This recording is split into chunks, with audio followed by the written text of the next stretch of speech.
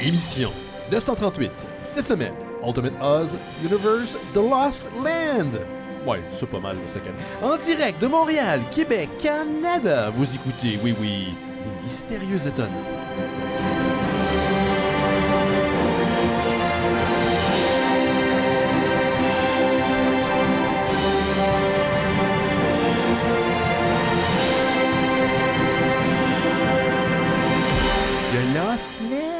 Bonjour à toutes et à tous, vous écoutez Les Mystérieux Étonnants, l'émission en balado-diffusion consacrée au BD et à l'ensemble de la culture populaire. J'ai un trou dans mes jeans. Oui, je sais, t'as fait ça juste avant l'émission. Pauvre Simon. Alors, merci au micro. Et cette semaine, je suis entouré d'une équipe dont les membres sont pris dans une manchette perpétuelle de The Onion. Ouais, Vraiment, là, on est dans The Onion. Je les présente à l'instant. C'est peu connu, mais c'est lui, le véritable magicien d'Oz. Simon Chénier est avec nous. Salut, Simon. Ouais. Je pense, je pourrais pas te dire, tu me parles du magicien d'Oz. C'est fucké parce que je viens de découvrir juste avant le show que t'as pas tant de connaissances sur le magicien d'Oz. Non, vraiment pas. Je pensais que c'était quelque chose qui était assez universel. Ben, c'est ce qu'on croirait, mais j'ai des lacunes dans des places. Là. Tu peux me donner des noms de films weird des années 80-90, d'acteurs qui sont morts depuis 30 ans, qui ont fait une carrière sur leurs armes, leur capacité de faire des arts martiaux cheap. Ah, mais tu te souviens pas du magicien d'Oz. Non, c'est ça. Le film original, je le connais pas bien. Je l'ai vu peut-être jeune, mais c'est tout. Ouais. J'ai pas vu le remake avec Michael Jackson. J'ai pas vu la suite dans les années 80. Ouais. J'ai pas vu celui de Sam Raimi. Sam Raimi, il est pas très bon. J'ai pas vu le cartoon. Je sais que ça existait. Là. Je me souviens de pubs que j'ai dans mes archives même, mais... Fait que... je connais Zardoz. C'est-tu le magicien d'Oz? Ben, ça a rapport. Ok, c'est la version Tému de... En fait, ça a rapport parce qu'il me semble que Sean Connery trouve un livre du magicien d'Oz. Puis là, ça l'inspire à porter son speedo? Moi, ben peut-être, mais moi, ne connaissant pas le magicien d'Oz, je me dis, il y a juste un livre, mais peut-être que l'histoire ressemble, j'en ai aucune idée. Mais c'est ça qui est fucké, que la plupart des gens ne le savent pas, puis je me suis rappelé en lisant la BD dont on va parler en fin d'émission, c'est qu'il y a 14 livres dans la série des Oz au total. Hey. 14 livres. Et celle qui a été adaptée, l'adaptation la plus populaire, c'est celle des années 1930, si je me souviens bien. Celle qui passe de noir et blanc, qu'on a tous vu, sauf Simon, ou il y a très longtemps. Ouais, écoute, j'ai checké aussi Pink Floyd / Magicien d'Oz, mais tu sais, j'ai juste l'image. J'ai plus avec le Munchkin qui est pendu en arrière. J'ai quand même fait l'effort, en lisant la BD, d'écouter un autre album de Pink Floyd. T'as pas écouté Dark Side of the Moon? Non, parce que là, je me suis dit, ben, c'est pas la même histoire. Fait que là, j'ai écouté Animals.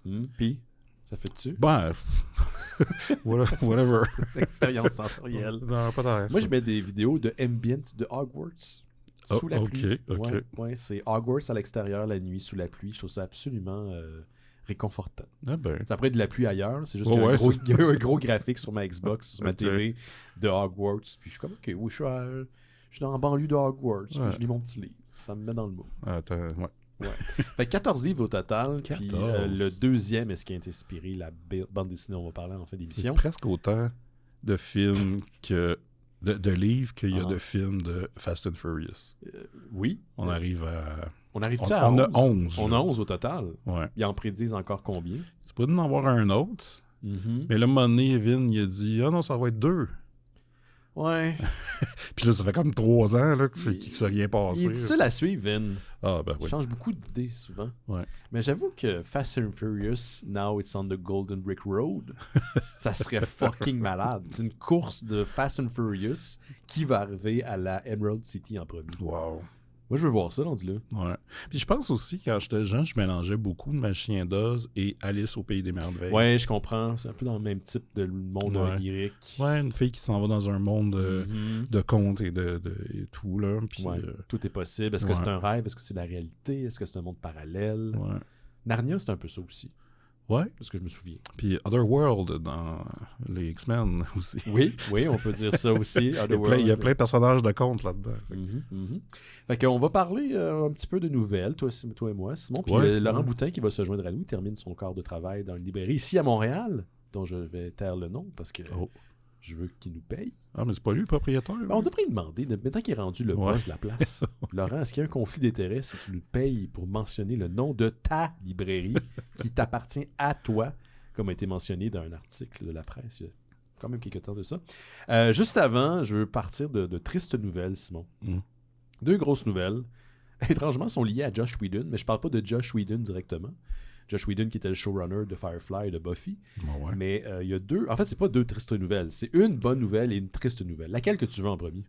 Je te dirais la triste en premier. Allons-y avec la triste. Le remake, pas le remake, pardon, la suite officielle de Buffy, qui a été sans doute nommée New Sunnydale, ne verra pas le jour finalement. Hulu, qui était le diffuseur en fait, la plateforme Hulu, qui est disponible maintenant au Canada. T'as Hulu Canada, t'as Hulu aux États-Unis, refusé de... En fait, on dit on prendra pas le projet. Il y avait un pilote qui avait été produit, ça ramenait Sarah Michelle Gellar, on avait trouvé une nouvelle Slayer et on voulait raviver la populaire série Buffy the Vampire Slayer. Et finalement, le diffuseur a dit non. Et ça a été annoncé par Sarah Michelle Gellar sur son Instagram en fin de semaine, juste avant les Oscars. Quoique, ça ne veut pas dire que le projet est nécessairement mort. On va espérer qu'un autre diffuseur se présente. Ce qui est vraiment bizarre, parce que pour moi, Buffy, c'est une des séries des années 90 qui a marqué cette période-là. C'est comme, tu peux pas te tromper avec ça. La publicité est déjà faite. Il y a un fanbase qui est important. Ouais. Des gens qui ont grandi, qui ont peut-être même maintenant des enfants, qui vont assurément écouter, qui vont faire écouter à leurs enfants la série. Mais il y a des exécutifs qui ont décidé de pas donner le feu vert au projet. Puis Hulu, c'est pas de la petite argent, là. Une bonne partie de Hulu, c'est du Disney Money. Ouais, puis ça fait tellement longtemps aussi, il me semble que ce projet-là est en branle que j'avais l'impression que c'était déjà tout tourné puis tout. Non. C'était en train de se faire, là, tu sais. C'était fait. Mais il y avait juste un pilote. Il y avait juste un pilote. C'était canné, mais il n'y a pas eu feu vert à la série depuis. En espérant qu'il y ait un autre diffuseur, producteur qui serait intéressé à prendre le projet, je trouve ça plate. Je veux vraiment que cette série-là voit le jour. J'étais vraiment excité de voir Buffy. Ça existe encore, le WB? Non, ça n'existe plus. C'est devenu le UPN. C'était pas... Non, UPN et WB a fusionné dans les années 90. Ouais. Et c'est devenu le... Ah, fuck. On a un blanc. Là, j'ai un blanc, là. UPS, non. Non, ça c'était... C'était venu un autre poste. Un autre poste, c'est ça. Mais non, je pense pas que ça va se passer. Pas pour l'instant, en tout cas. Sinon, la bonne nouvelle, Firefly, une série du début des années 2000 qui a aussi il y a eu une saison de Firefly, on s'entend, là, qui a un fanbase dévoué comme ça fait pas de sens. Ils sont vraiment motivés, les fans de Firefly. C'est bon, là, mais on se calme. Oui, c'est bon, mais bon, OK. Il y a des comics, il y a eu des livres, il y a eu un film qui est sorti, qui était malheureusement pas très bon. D'ailleurs, quand Avengers est sorti, puis j'ai appris que c'était Whedon qui avait aussi réalisé le film de Firefly, qui s'appelait Serenity, j'étais un petit peu sur les dents. Je disais, ouf, pas sûr. Mais en tout cas, le film, personnellement, moi, un petit peu déplu. Il va avoir potentiellement un retour de cette série-là, donc encore un retour au début des années 2000. Ça fait un petit bout que Nathan Fillion, le gars qui incarnait le rôle principal dans la série, teasait un genre de retour. On le voyait aller voir des autres membres de la distribution. On dit « Bon, c'est le temps ». Puis la personne répondait « Oui, c'est le temps ». Et ils ont donné rendez-vous aux fans à un congrès, un Comic-Con qui est arrivé, un genre de Comic-Con en fin de semaine. Et ils ont annoncé que, d'un, il y avait l'autorisation de Joss Whedon pour produire le tout. Et ce qu'ils essaient de faire, en fait, c'est le retour de la série, mais en dessin animé. Une série d'animation avec un studio qui est déjà prêt. Il y a des concept art qui ont été montrés. Puis c'est sûr que les acteurs ont vieilli. Mais là, on n'aurait pas ce problème-là parce qu'on les mettrait de l'avant en dessin animé, en forme de dessin animé. Puis je trouve que c'est une excellente nouvelle. En fait, pour l'instant, c'est ça. C'est qu'ils n'ont pas personne pour produire le dit projet. Fait qu'ils ont demandé à leur communauté de fans très, très dévoués de liker et de partager de façon... assez intense l'annonce qui a été faite sur Instagram et peut-être éventuellement on aura un vrai retour de Firefly. Moi, c'est drôle parce que quand j'ai vu la nouvelle, je pensais que c'est parce que il y avait des Funko Pop. Puis là, j'étais comme, pourquoi tout le monde parle de Firefly, du retour?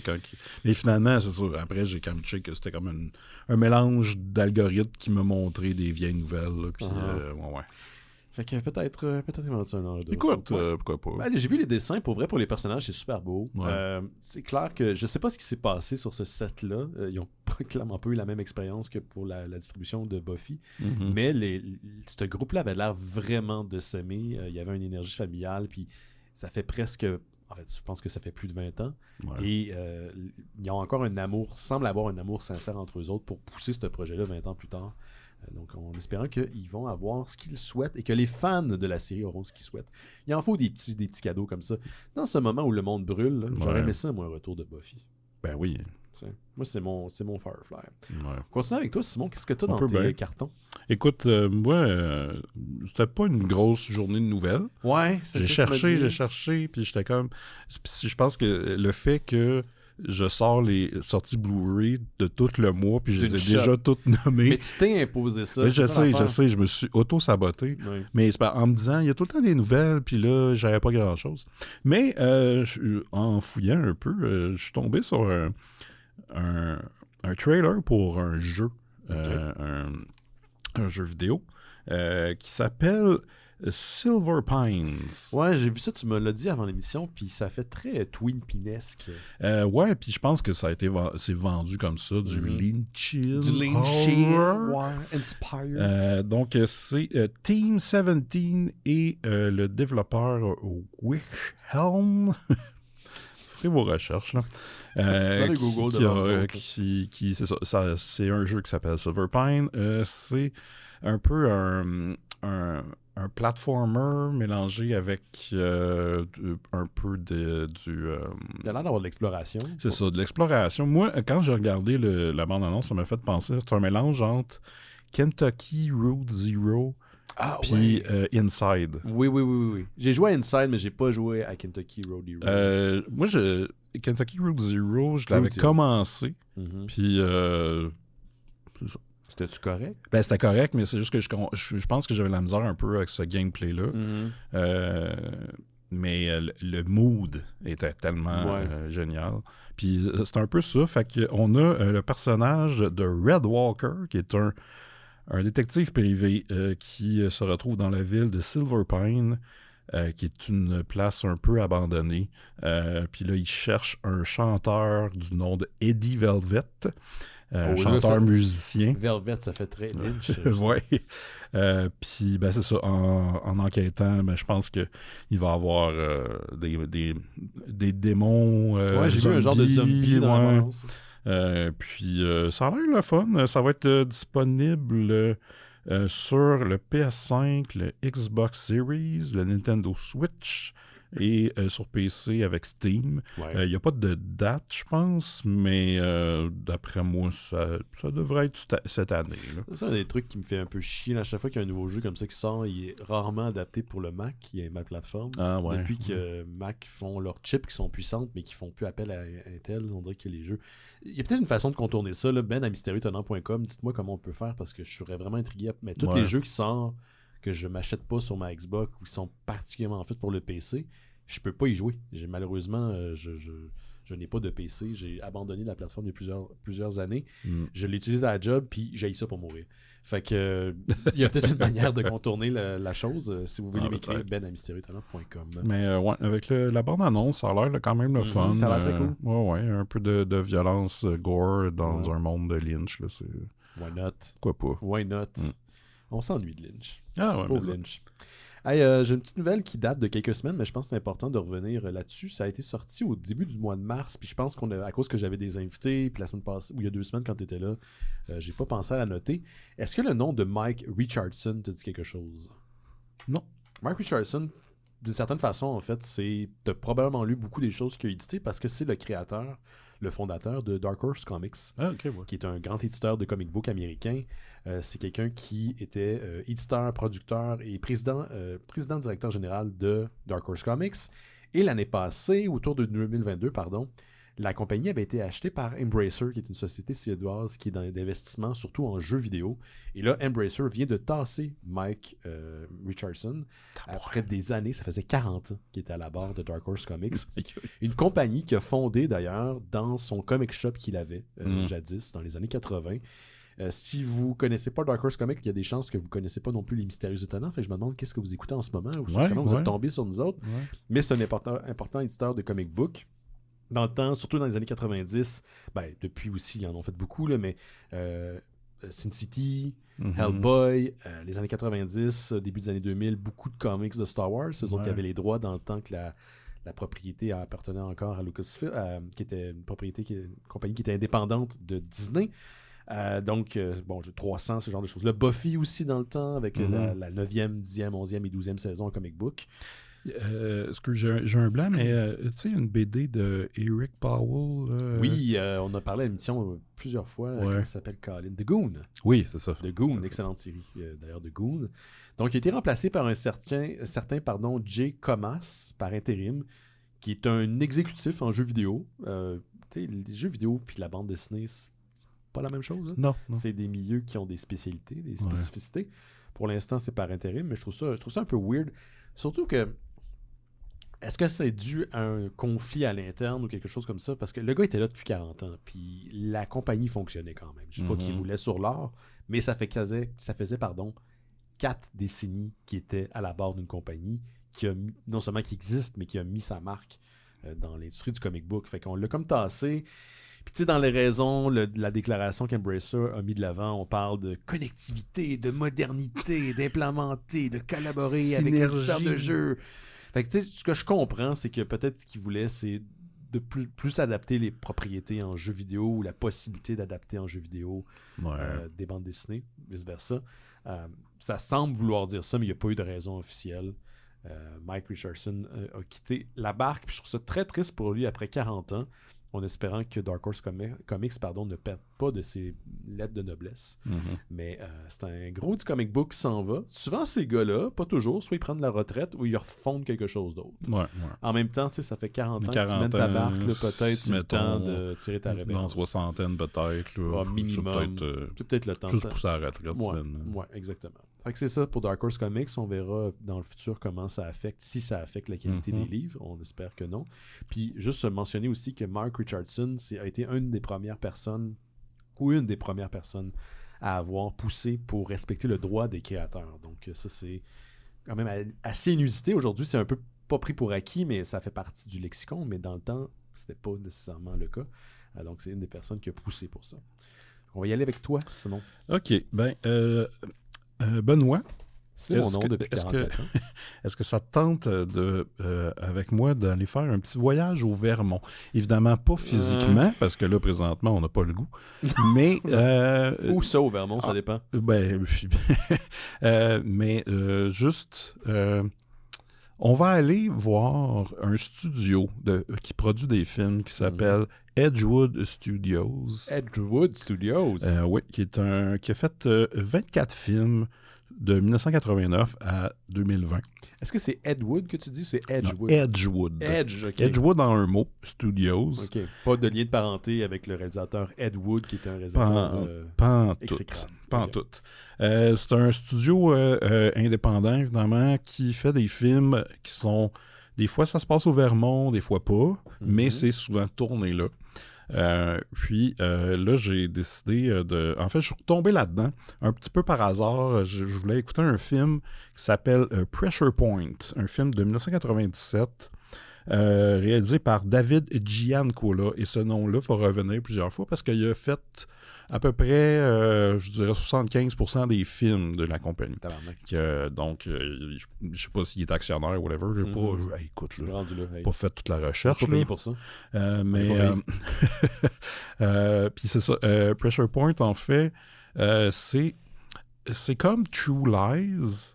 mais remplace Arnold par ton prof de ECC au secondaire. C'est quoi? Moi, économie...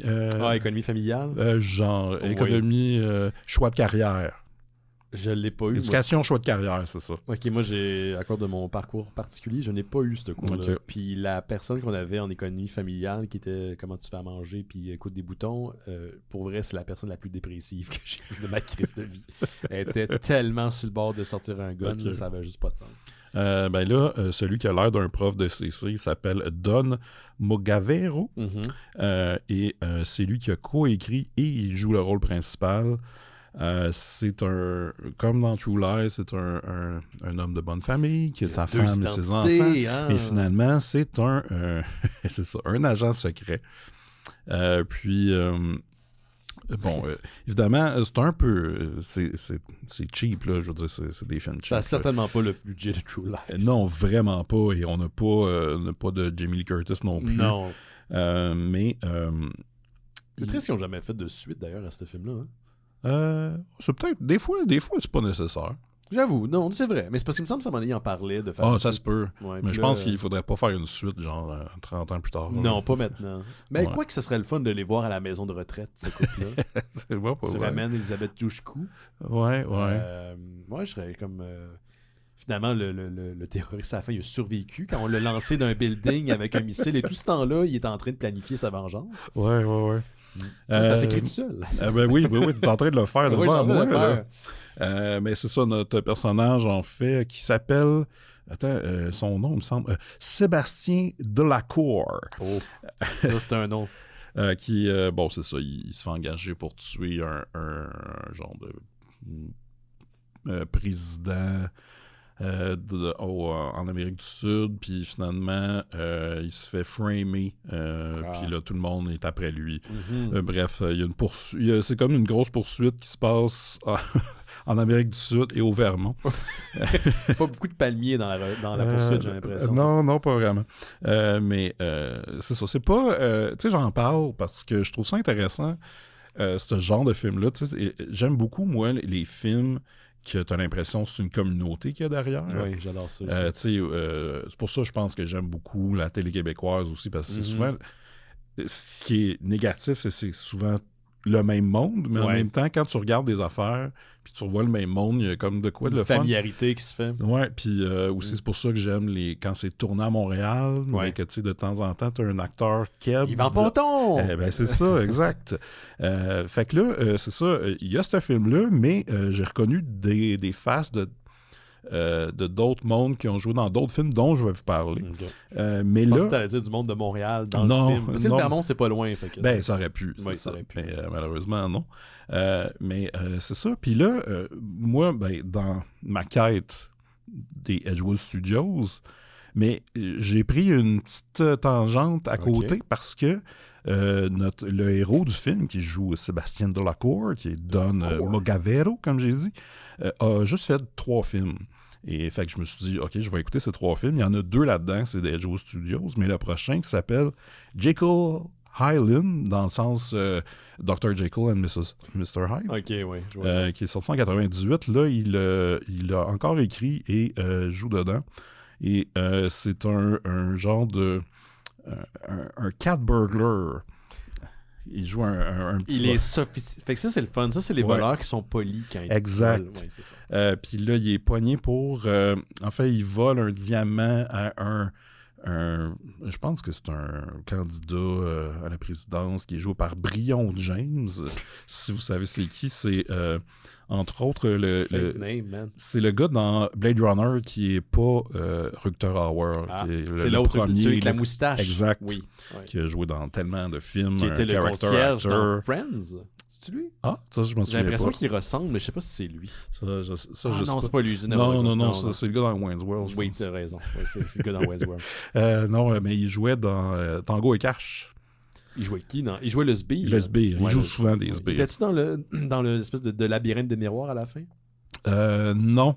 Mais c'est celui qui se fait mettre une grenade dans les pantalons puis qui explose dans le cage d'escalier. Oui, je me souviens. Ouais. Ce qui arrive, ça fait partie des risques quand t'es un sbire de méchant qui a un labyrinthe de miroirs dans son... Quand t'es un sbire de méchant, tu finis rarement très bien ta vie. Tu sais très bien que c'est toi qui meurs avant le dernier. Fait que, tu meurs sur la job. Tu meurs sur la job. Ouais. Puis je veux dire, ta famille aura rien parce que c'est sur noir. Ben non, c'est ça. Tu vas pas faire des déclarations quand tu travailles pour un méchant. Ouais. Puis c'est ça, il vole des diamants et la fille de ce gars-là décide de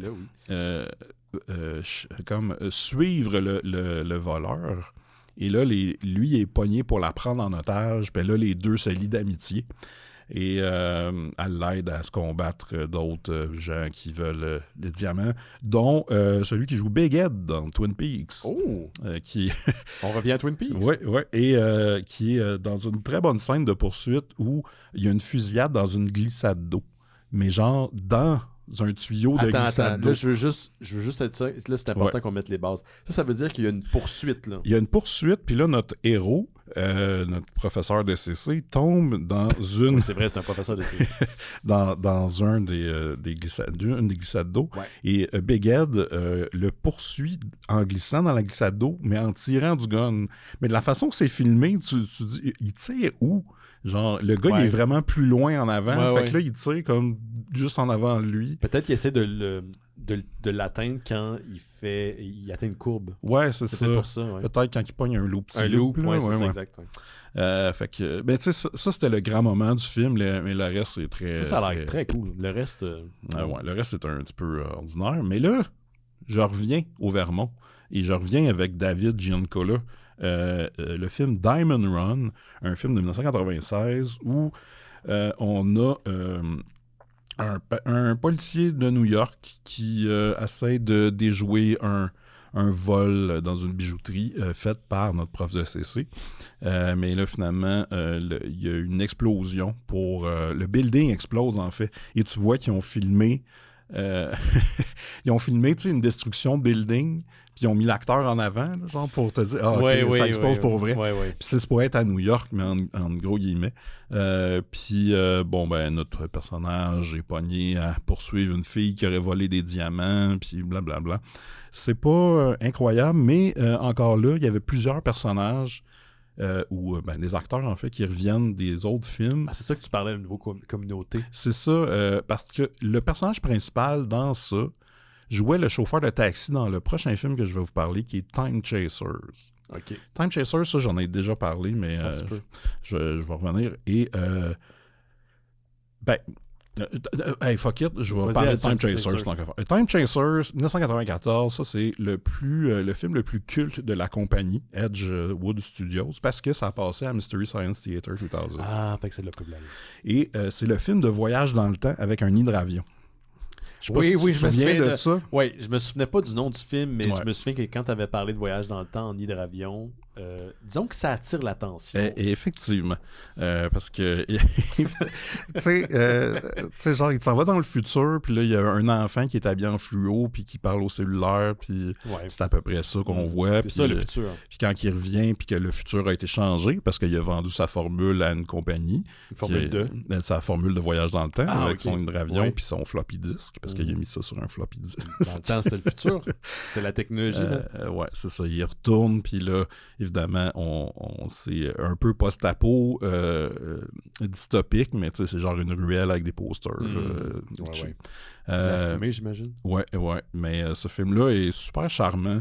Le héros est un gars avec une molette et le menton le plus incroyable du cinéma après Robert Zdor. Oui, Robert Zdor, tu peux pas le battre. Non, c'est ça. Mais lui, c'est comme si tu pourrais accrocher un cadre, un cadre sur le bout, en tout cas. OK, il y a comme une espèce de... Il y a un retour de... Ouais. Puis...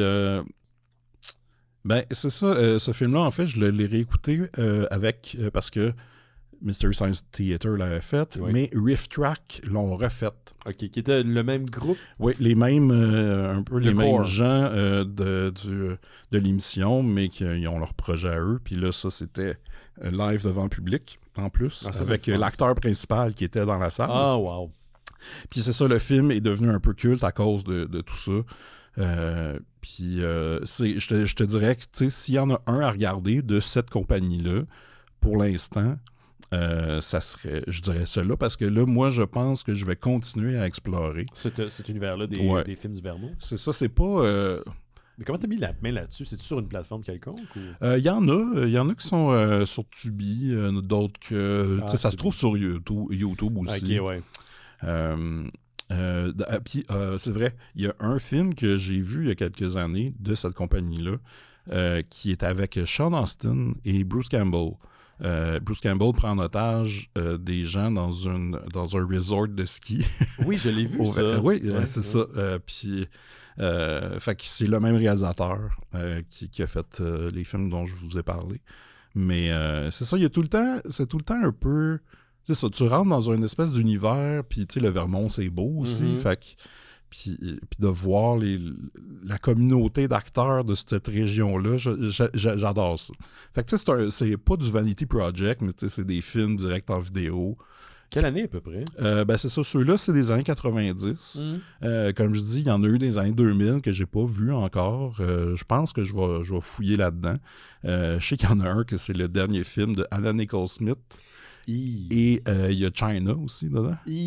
En 2007, genre. Fait que tu sais, c'est pas... Deux femmes qui ont trépassé depuis. Exact. Qui n'ont pas eu des vies faciles. Exactement. Fait que, puis en plus, il y a un documentaire sur ce film-là qui s'appelle genre... il y a un titre que je me souviens pas, mais c'est genre The Last Movie of Anna Nicole Smith. Puis je pense que ça parle de ce que le fame peut faire à quelqu'un. Vu de aussi... Est-ce que il nous montre comment ce studio-là a essayé de profiter de Anna Nicole Smith, en fait, ou est-ce qu'ils l'ont d'elle. Aidé là-dedans? Je suis curieux de voir ça. Si ça peut t'intéresser, puis les gens à la maison aussi, il y a un podcast qui existe depuis très longtemps que j'aime beaucoup, qui s'appelle You're Wrong About. Ça revient sur des histoires qu'on pense connaître, souvent liées à la culture populaire. Quand je dis pas culture populaire, c'est vraiment plus large, c'est plus historique. Et il y a un épisode qui date là, sur Anna Nicole Smith, où on revient sur ce qu'on pense, nous, d'une vision 2020 de qui était cette femme qui l'a pas vraiment eu facile. Là. Ça a été assez rough sa vie. Et c'est assez surprenant. Donc, j'invite tout le monde, si vous voulez challenger votre opinion de cette dame qu'on pense qui était un petit peu tout croche. Puis oui, elle avait des enjeux parce qu'elle avait une vie publique tout à fait effrénée puis c'est chaotique. Mais il y avait beaucoup de souffrance là-dedans. C'est un peu comme quand on regarde la carrière de Britney puis les moves qu'elle a fait dans les dernières années. Mais dans les années 2000, cette fille-là, on l'exploitait à vendre de la cochonnerie. Là, maintenant qu'elle a des enjeux, on la jette aux poubelles. Fait qu'il y a comme une... Tu vois, You're Wrong About, ça c'est le nom du podcast, puis tapez Anna Nicole Smith, c'est un super de bon épisode. Puis moi, si je peux juste terminer en vous rappelant les titres, je vous ai parlé, il y a Pressure Point, j'ai aussi parlé de Jekyll Island, Diamond Run, excusez. Et Time Chasers. Excellent, Simon. Qu'est-ce que je garde là? Parce que j'entends une porte s'ouvrir au loin. Je pense que on peut le... On peut-tu le laisser? Est-ce qu'on prend-tu le temps? On peut parler de Danhausen pendant ce temps-là. On pourrait parler de Danhausen qui poursuit son ah ouais, là, sa conquête. Il est over. Oui, il est très over. Ouais, ça n'a pas pris de temps. Hein? Ça a pris comme 2 semaines, même pas. Là. Ça a pris... quand le monde l'ont hué pour, je pense, à Elimination Chamber, quand il a fait son apparition, je pense qu'il y a une couple de personnes qui sont allées googler c'était qui. Et depuis, il s'est même pas battu une fois encore. Non. Il fait juste partie du segment d'arrière-scène. Caroline qu'on a du fun. Ou quand il va sur le ring, il fait juste vendre ses t-shirts. Il fait juste vendre ses t-shirts parce que c'est le plus grand vendeur de la WWE en ce moment en termes de produits dérivés. En parlant d'excellent, lui il devrait avoir des produits dérivés. Un vendeur de t-shirts. Non, c'est un vendeur de BD. Laurent Boutin. Il a tout le temps... Laurent, il a des excellents t-shirts. Oui, c'est vrai. Oui, mais j'ai pas peu. D'ailleurs, le t-shirt que tu portes en ce moment, pour les gens qui écoutent sur Twitch, Facebook ou YouTube, c'est Apes Strong Together. Oui. Attends, c'est Strong ou Together Strong? Together Strong. Apes Together Strong. Ouais. À date, par contre, on n'a pas lu d'adaptation de Planet of the Apes qui valait vraiment la peine dans l'émission. Qui était Strong, non. Non, Strong. Il y avait des Apes. Il était Together. Il était Together, mais le Strong part n'était pas là. Il était pas là. Mais oui, excellent passant. J'ai hâte de voir comment, au fil des semaines, ça va se décliner, puis s'il va être capable de garder son... Ouais, puis je pense que aussi le garder... comment dire, l'attente qu'un moment donné, il va se battre. Non, il sait se battre pour vrai. Il sait se battre pour vrai. C'est un lutteur, ce gars-là. C'est pas le meilleur, mais pas le meilleur, je veux dire, non. C'est quand même... Fait que j'ai hâte de voir la réaction. Je parlais sur le Discord des Mystérieux Étonnants hier avec Gab, un de nos auditeurs. On écoutait Revolution parce que de la AEW, le dernier pay-per-view, c'était vraiment bon. Ça a duré longtemps. Par exemple, ça finit, il était minuit et demi. J'étais pas content ce matin quand je me suis levé. J'étais pas OK. Mais c'est correct, c'est moi qui ai pris cette décision-là. On parlait du fait que moi, en tout cas, je trouve que son arrivée dans une crate, dans une grosse caisse de bois, un peu à la manière de Dracula. D'un, c'est génial parce que ça fait un clin d'œil à une de ses inspirations, les films d'horreur, Dracula, ce genre de choses-là. Mais aussi, j'aimais imaginer qu'il était shippé de la AEW dans cette caisse-là vers la I. Je trouve qu'il y a une petite image là-dedans qui est le fun.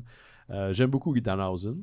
Si vous avez acheté une de ses figurines dans le temps de la AEW, gardez la main dessus parce que ça doit coûter cher. C'est ça que je l'ai. Mais déballé. Et déballé, maudit. On m'a dit par contre hier que celle que la I va produire risque d'être beaucoup plus belle. Ah, ok. Je sais pas, je peux pas me fier là-dessus, mais voilà. Comment ça va, Laurent Boutin? Ça va, je comprends rien de ce que vous dites. On parle de lutte. Il y a des gens à Ouais. la maison peut-être qui comprennent pas non plus. On est désolé, Correct. on est des nerds, c'est correct. Ça fait partie Oui, de la écoute, joie de chacun, partager nos fandoms. nos fixations. Ouais. Yes. Ah, t'as enlevé ton t-shirt. Oui. Pour en dévoiler un autre. Un Pour autre en dévoiler, oui. qui fait très angine et poitrine style. Ben, c'est pas loin, c'est Jésus les filles. Ah, ok. Tu vois, un autre band. Band, oui. Secte, religion. Religion, oui. Je Poussé sais par pas où les je m'en Illuminati, son enfant. Ben, probablement. C'est ça. ouais. probablement. Ils sont partout, hein. Ben, ouais. ça est comme... Pas mal où est-ce qu'on veut les voir. Ouais, oui. Voilà. Quand on est imbécile, on peut les voir où est-ce qu'on veut. Qu'est-ce que t'avais, là, mon cher Laurent? Chaud. J'avais chaud. Oui, Il t'avais fait chaud. Une ici. grosse journée à la librairie aujourd'hui? Non. Non? Ah, Ouais, bon. les- Ah, ben, Colin. Bon, ben. Je sais pas, on dirait que Météo Média est en mode... en fait, Météo Média est toujours en mode apocalypse, mais que là, Oui. ces temps-ci, les gens écoutent, puis là, ça arrive pas. Uh-huh. Comme, hey, on va Comme avoir le la pire verglas, là. tempête de verglas. Ouais. Puis là, je suis comme, ouh. Puis là, aujourd'hui, on était supposé avoir de la pluie toute la journée. Ben Puis ouais. Permettez-moi de pas être cynique 2 secondes. C'est rare, hein? J'ai pas dit pas ça souvent. Ouais. Mais admettons, là. Je me méfie. on dirait. Ouais. Ouais, j'enlève ma face, tel un personnage de Ouais. Scooby-Doo. Moi, je te le permets pas. Ah, ben 1 sur 2, ça passe. S'il avait pas annoncé qu'il allait avoir une grosse tempête de verglas, Ouais. le monde aurait chialé. Là, ils l'ont averti. Ils ont dit, Ouais, hey, ouais. ça risque d'arriver. C'est ça, toutes les indications donnent que c'est ça. Ben, Ils l'ont ouais, fait. c'est mieux, pas- c'est ça- mieux prévenir c'est que pré- guérir. Exactement, Ouais, ouais. voilà, c'est ça. Oui, c'est frais. Hein? Hein? C'est vrai, C'est- ça, il dit- c'est vrai. on dit jamais ça assez. Fait que tant mieux. Mais Tu sais, parlons- il y avait l'annonce là, de Ouais. la Croix-Rouge. Là. Laquelle? C'était c'était un TikTok ou un Instagram Reel. C'était une voix. C'était un chanteur qui faisait un genre de sea shanty, là, tu sais, les tunes là, De marin. de de marin. Mais avec un accent anglophone. Puis là, il disait « Si la glacée épaisse, faut pas... » Puis dans la toune, il disait « Vieux vaut prévenir que grure. » Ça m'a toujours fait rire. C'était-tu Je le sais même... tellement pas de quoi tu dis. Non, écoutez, Non, j'ai jamais vu ça, mais je comprends que j'ai ça t'a l'espace marqué. dans mon cerveau Oui, pour oui, ces c'est affaires-là. ça. Mais je comprends. Tu sais, est-ce que c'est la même distribution que l'annonce de la trousse testamentaire canadienne? Ça sonnait pareil. Papa, maman, Ouais. avez-vous acheté votre nanana? Ouais. Moi, je pense que la pub canadienne qui passe le plus souvent dans ma tête, Rent-Free, c'est l'annonce du Dr. Painfield avec ses petits électrodes dans le cerveau de la madame qui sentait les toasts. Ah ouais. C'est vraiment Ouais, un crâne ouvert. Ça, Là, il y a là. des Européens en ce moment qui se demandent de quoi qu'on parle. Tapez Dr. Painfield, la minute canadienne. Minute canadienne. Il l'a. Mais regardez la version en français. Oui. Parce que moi, je l'ai regardé comme en loop, là, cette affaire-là. Ça me fait vraiment beaucoup rire. Ouais, je sais pas, j'ai eu un moment d'obsession. Je le regardais genre au moins 2 fois par jour. Je pense que c'est un signe de sociopathie. Mais ça. une fois, je me suis dit, hey, c'est quoi la version originale? Puis c'est plat. Non, c'est comme quand tu Vraiment écoutes pas un drôle, film en pareil. version francophone, puis finalement tu découvres la version originale, puis Ouais. tu as un attachement à Ouais. l'original. ça Mais tu sais, marche il y a aussi. Ça sent les toasts en train de brûler, Dr. Penfield. Penfield. Il y a comme. Le fait qu'il y a 2 niveaux de langage dans la même phrase, Oui. je sais pas pourquoi je trouve ça vraiment drôle. pas. Mhm. Puis c'était filmé un peu comme un film d'horreur, tu sais, la façon que Ouais. la madame... Mieux vaut prévenir que guérir. Je peux remettre mon bras. Vous pas. Je veux prudemment. Ça me fout la chienne. Ouais. Fait que t'avais quoi, mon Laurent? J'avais. Je vais commencer par quelque chose de triste. Ah oui, je pense que je sais de ce que tu vas parler. Je pense que même pas, mais je pense qu'on pourrait le mentionner aussi. C'est une grosse Je semaine savais pour la pas. bande dessinée Ouais. québécoise. Oui, c'est vrai, en y pensant, c'est vrai. Moi, je voulais mentionner le décès de Luc Giard, Mhm. qui est un dessinateur qui m'a chamboulé dans ma vie, on va le dire comme ça, qui était un dessinateur qui était extrêmement prolifique, mais d'une façon très névrosée, mettons, on va dire. C'est comme un gars qui a fait des bandes dessinées, notamment Le Pont du Havre, que je recommande chaudement, qui est sorti il y a plus de 20 ans maintenant, puis qui a fait beaucoup des genres de parodies de Tintin, mais c'est genre, dans les années 80, Tintin qui parle en joual. Mm. Tout le temps, tu sais, c'est des obsessions de Tintin, C'est comme un punk Batman un et tout. peu. Ouais, Tintin punk un peu. Il y a comme des bouts, c'est comme il s'appelle Tikkun, puis c'est comme un super-héros. C'est la façon qu'il a échappé à la censure de Moulin Sort, parce qu'au début, il aimait pas ça qu'il fasse des Tintins. Ah ouais, ça ils avait sont forts. eux autres. vraiment rien à voir. Ouais. En tout cas, c'est comme un artiste que j'admire beaucoup, qui est une production, c'est ça, c'est pas tellement...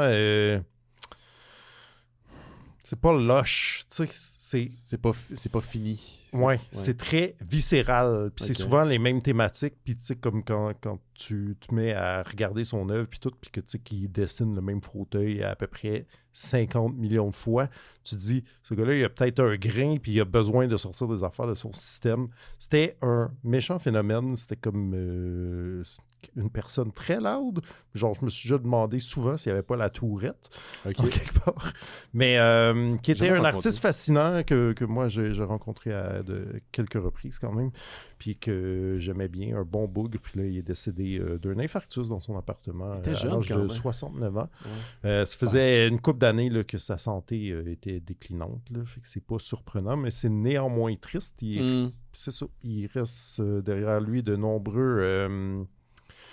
une œuvre colossale. Il y a un galeriste sur la rue Saint-Laurent qui s'appelle Robert Poulain, qui a commencé dans les dernières années. Il était bien chum avec lui à pas juste exposer ses affaires, mais à sortir. Là, il y a 3 catalogues d'expositions qui sont sortis au cours des derniers 2 ans qui valent vraiment le détour, là, si jamais c'est quelque chose Est-ce que qui ces vous intéresse, albums sont encore disponibles? les albums sont encore disponibles, c'est ça. C'était comme quelqu'un de... Il n'y a pas tant de livres que ça. Parce que, tu sais, c'était comme...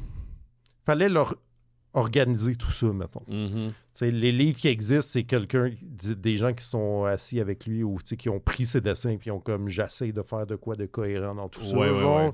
parce que lui, tout seul, c'est comme un jet de chaos, mettons, Je vois. qui sortait de lui. Mais voilà, vous checkerez ça. Luc Giard, il sera grandement... Il laissera un gros trou Mhm. dans la BD au Québec. Okidéo. Oui, je passe à autre chose. Oui, J'essaie de- désolé. Non, c'est correct, c'est bien correct. Qu'est-ce que j'avais là-dedans ici? Ouais, c'est une petite nouvelle vraiment rapidos que je trouvais intéressante de souligner. Something is Killing the Children, on en avait parlé à l'émission. C'est la BD. On n'a jamais parlé à l'émission. Non, on l'a parlé plus tard. On l'avait cancellé parce qu'il y avait eu un meurtre d'enfant au Québec. Ou une disparition d'enfant. Je Ouais, sais plus c'était si on l'avait... Moi, je l'avait n'étais pas là si on l'a repris. On l'a En tout cas. repoussé par la suite. Il me semble qu'on l'avait repoussé. Ah ouais, je pensais Ouais. que c'était juste tombé entre les cracks parce que Hey, on là, je était comme doute. ça nous tente plus de parler de ça. Oui, parce que en tout cas, c'est un fait divers terrible. Il y avait des enfants au Québec qui avaient été kidnappés par le père. Puis bon. Ouais, c'est ça. C'était comme Puis notre BD, pas ça- un bon timing. Non, ça s'appelait pour Something tout, is Killing the Children. On va se laisser une petite chance. Là. là. Qui est une série de James Tynion de Fort, qui est un gars excessivement productif. Là. J'ai parlé avec Mathieu Niquette de sa BD, de sa série Deviant ici à l'émission, qui est super bonne. Le gars, il écrit là, comme c'est pas permis. Puis il y a différents projets en branle en ce moment, dans différents studios. Puis Something is Killing the Children, c'est de Boom Studios, justement. C'est là où est-ce que c'est publié. Et on vous en a parlé dans la dernière semaine, mais il y a une adaptation en série animée qui s'en vient. Et un film aussi qui va être fait. OK. Et là, il y a un autre projet qui se rajoute à ça. C'est un genre d'antépisode qui va prendre l'apparence d'un roman, en fait. C'est avec l'autrice Kristen White, qui est faite dans l'horreur. Elle a entre autres écrit The Dark Descent of Elizabeth Frankenstein. Donc, ils vont coécrire le roman qui va être disponible en octobre prochain, le 10 octobre. C'est un préquel. Le nom de la BD, c'est Something is Killing the Children. Hope is a Knife. J'en sais pas plus. Là. Tout ce que je peux vous dire, c'est que c'est une des séries qui a vraiment marqué, qui a remporté des prix dans les dernières années. Puis voilà. Donc, je trouvais que c'est intéressant quand même de le mentionner parce que c'est quelqu'un qui part de la BD pour faire dans le roman, puis son univers va Un de plus en- vrai livre, comme on dit. Un dans vrai le de milieu. vrai livre d'intellectuel. Ouais. Avec des pas d'images puis tout. Qu'est-ce que tu voulais dire sinon? Rien, en fait, je t'écoutais, mais Oui. j'essayais d'écrire à Étienne pour qu'il m'envoie le vidéo de la Croix-Rouge. Ah Que je puisse le faire jouer. C'est parfait. Fait que, je peux me l'envoyer sur mon S'il y a iPad. quelqu'un qui a ça, c'est Étienne. Tu peux me l'envoyer sur mon iPad. Je pourrais Ok. même le faire jouer pour les auditeurs à la maison. Comme ça, les gens pourront pas l'entendre. Donc, c'est ça. Il y a un roman qui s'en vient de Something is Killing the Children. Hope is a Knife, coécrit par Kristen White et James Tynion de Fort, 10 octobre 2026. Quand même, ça s'en vient assez vite. Puis, j'ai peut-être une autre petite nouvelle vraiment rapidos de comics. Je pense que Simon, tu l'avais aussi noté dans Ouais, tes affaires. Fait ouais. qu'on va en parler là, si ça te dérange Ben, pas. let's go.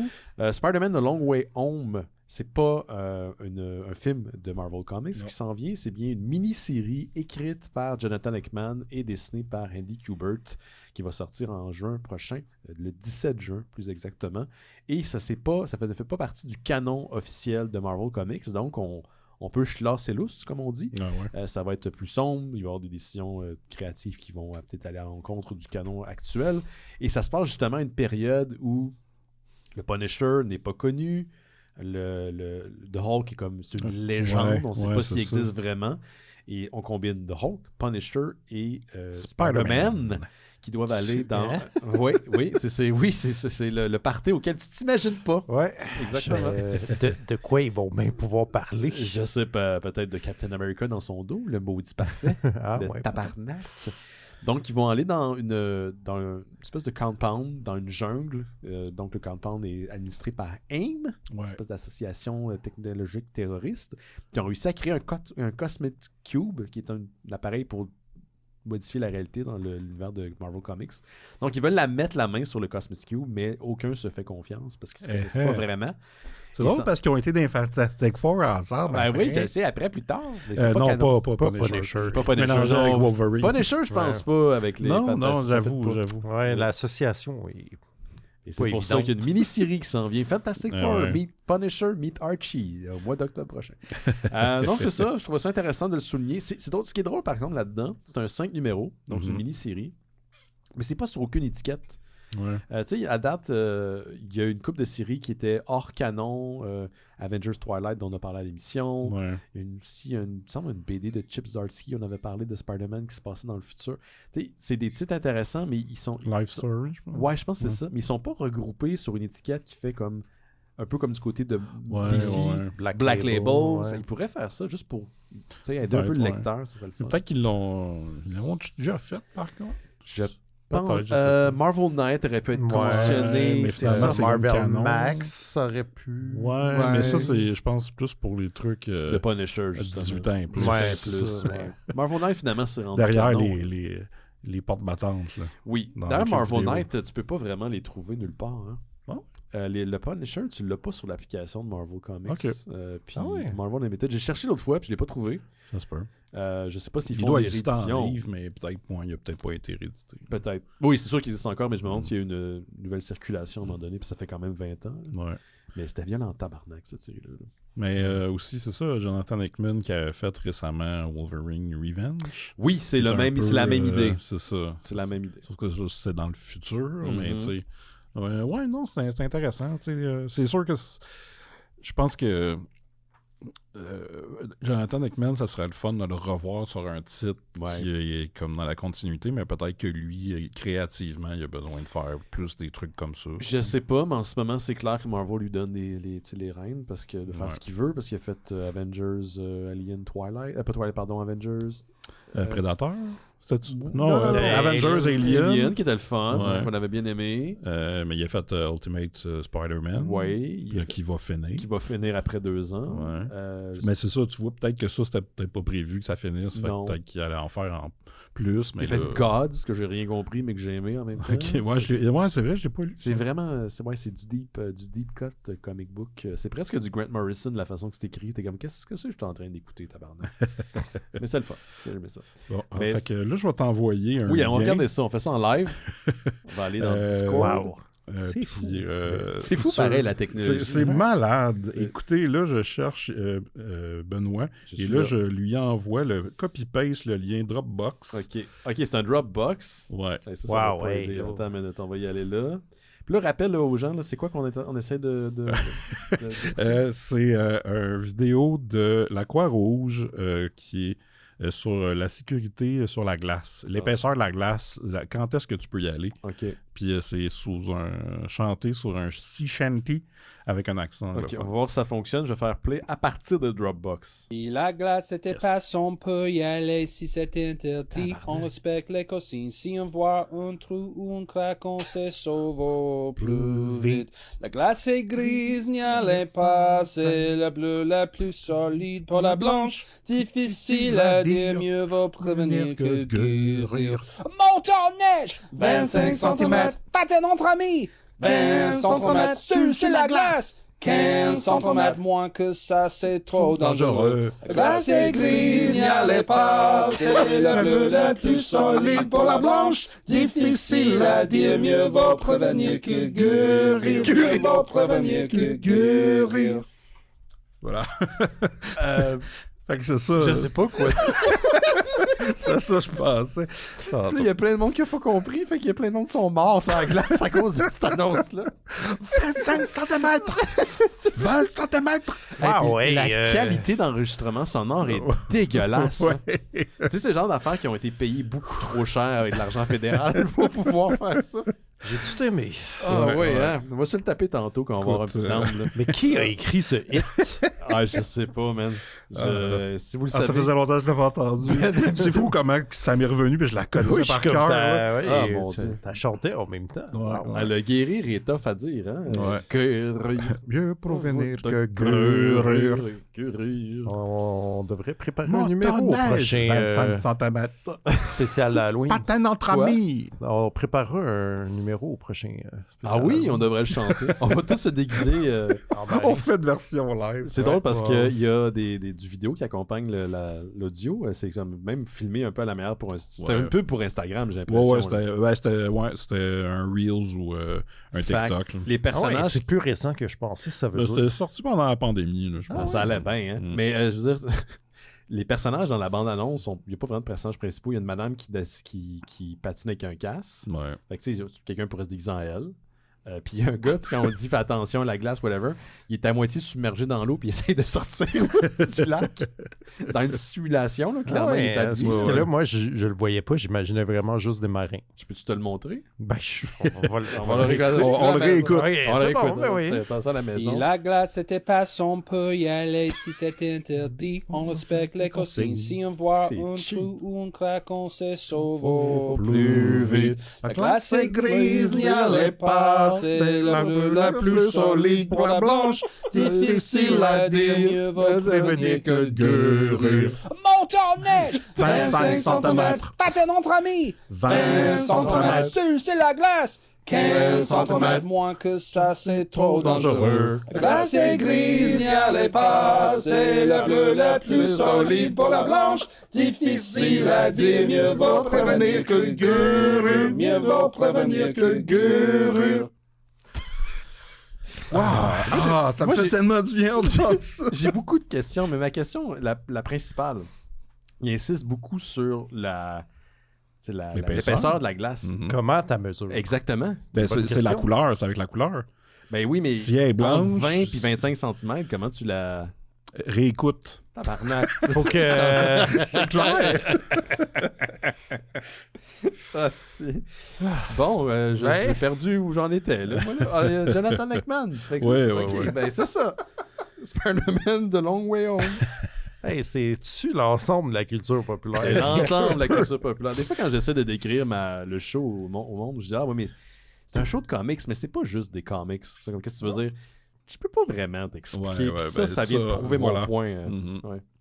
Fait qu'on va y aller avec toi, sinon. Juste mentionner, premièrement, si Danny, notre ami Dan, écoute, avance de quelques minutes parce que je vais spoiler quelque chose qu'il veut pas que je spoil. OK, Dan du Fun Times Non, Movie Club. du Quality Movie Quality Club. Time, oui, excusez. Parce que vous vous souvenez que je vous avais parlé souvent du film Matchstick Flame, Oui. Matchstick Flame 2. Mhm. Ouais. Et là, le Matchstick Flame 3 Red Mafia est sorti Wow. sur Prime US. Donc, ça s'en vient sûrement au Canada. Ben, on le sur souhaite. Tubi et tout ça. Mais j'ai eu la chance de le voir. J'ai réussi à avoir une copie. Un lien officiel. Oui.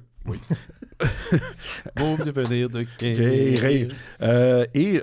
Donc, j'ai eu la chance de voir le troisième. Et je vais pas rentrer trop dans les détails. Mais comment j'avais tellement aimé le deuxième, évidemment, les attentes pour le troisième étaient hautes. C'est quoi déjà, par exemple? J'ai pas de C'est souvenir. ça. Matchstick Flame est un vanity project par un certain Craig Robert Bruce. ou Bruce, je sais pas trop comment le Pourquoi ça prononcer. me fait rire, Bruce? Il joue un genre de policier, agent spécial, ex-militaire, whatever, tu sais, tout ce qu'on aime. Là. Oui. Du nom de Dalton, et qui doit combattre... Dans le deuxième, il combattait Matchstick Flame, qui était son père, en fait, qui travaillait pour la mafia d'Hollywood. Et là, dans le deuxième, qui était un peu un genre de copie de Point Break, où il infiltre une gang qui font du surf et du trafic de drogue. Nice. Puis c'est des films, tu sais, autofinancés à petit budget, avec évidemment tous les problèmes qu'il y a, mais avec son charme, évidemment. Puis donc le troisième qu'on attendait est sorti. Et premièrement, je vous dirais que la première partie du film, j'avais la gueule à terre parce qu'il y a tellement d'affaires, des choix weird, tout ça. Tu sais, toutes les affaires que j'aime dans les deux autres. Des décisions étaient là. Pourquoi ils ont pris cette décision-là? Exact. Puis là, fait que ceux qui veulent voir le film, je vous conseille de pas m'écouter. Parce que je vais vous spoiler les 16 dernières minutes, parce que ce qui arrive à la fin, les 16 dernières minutes, le film, OK, dure 70 minutes. Donc, les 16 dernières minutes, OK, dans l'histoire... Vas-y, Dan décroche 2 secondes. Oui, dans l'histoire, Dalton est en amour avec l'agente Persad, une agente DEA. Et les deux, à la fin, décident on va se marier. Et les 16 dernières minutes, c'est le vrai mariage de l'acteur et de l'actrice qui est filmé. C'est cute. C'est nice. Je suis très content pour eux. Mais pour un film... Oui. Le mariage n'a aucun lien avec c'est le pas plot. Les personnages qui se marient. Oui, okay. c'est ça, mais c'est vraiment la cérémonie de leur vrai mariage. Fait que là, on voit toutes les... la famille. On voit, du monde qu'on n'a jamais vu dans le film. Wow. On voit toutes leurs vows quand ils se disent qu'ils s'aiment et tout. Ouais. Et après, on a la réception au complet dans un restaurant où... Non, mais Simon, c'est génial. Parce que quand tu fais ça, je sais. Après, tu peux l'exemple d'impôt comme dépense. Exact. Moi, je vais me marier dans le cadre des mystérieux étonnants. Ben je oui. vous le dis tout de suite. Wow. Oui. Fait Épisode 1016. Autant ça rend la chose tellement unique et charmante, autant t'es comme, ouais, mais en même temps, je veux dire, le film, c'est comme la moitié d'un film. Puis aussi... Ton appréciation de celui-là dépend vraiment que tu aies vu les deux autres parce que c'est tellement des callbacks aux autres films. Je comprends. Mais il y a des bonnes séquences dont un moment donné, Dalton se bat avec un gars en chaise roulante. Le gars en chaise roulante le chercher, là. Oui, oui, c'est un ancien méchant là, dans un autre film, puis là, il se bat. Puis il y a beaucoup plus de nunchuck action que dans les deux autres films. Si on se souviendra qu'à la fin du deuxième, à un moment donné, il y a comme une longue scène où ils t'en avais parlé. Là, il y a plusieurs scènes où ils le font, mais plus courtes. Fait que c'est plus dosé. Mais non, évidemment, il y a beaucoup de beaucoup de rôles de choix, mais je dirais que le MVP de ce film-là, c'est le chien. Parce que maintenant, il est propriétaire d'un chien et le chien s'appelle Liam Neeson. Fait que, c'est ça. Il est-tu au mariage? Non, mais les bagues, je me souviens même pas. Je pense que non, il n'est pas au mariage. Un chien d'année des bagues. Ça marche juste dans les films. Dans la vraie vie, le chien part à courir puis il mange mais c'est les bagues. dans un film. Oui, mais... oui. Ah ben oui, c'est vrai, t'as raison. Non, c'est ça. C'est une expérience, puis il a déjà annoncé un 4e. Ben, voyons. Fait que ça, je suis content. Au moins, ça finit pas. Il va filmer On va son voir la divorce. nuit de noces. Oui, la nuit de...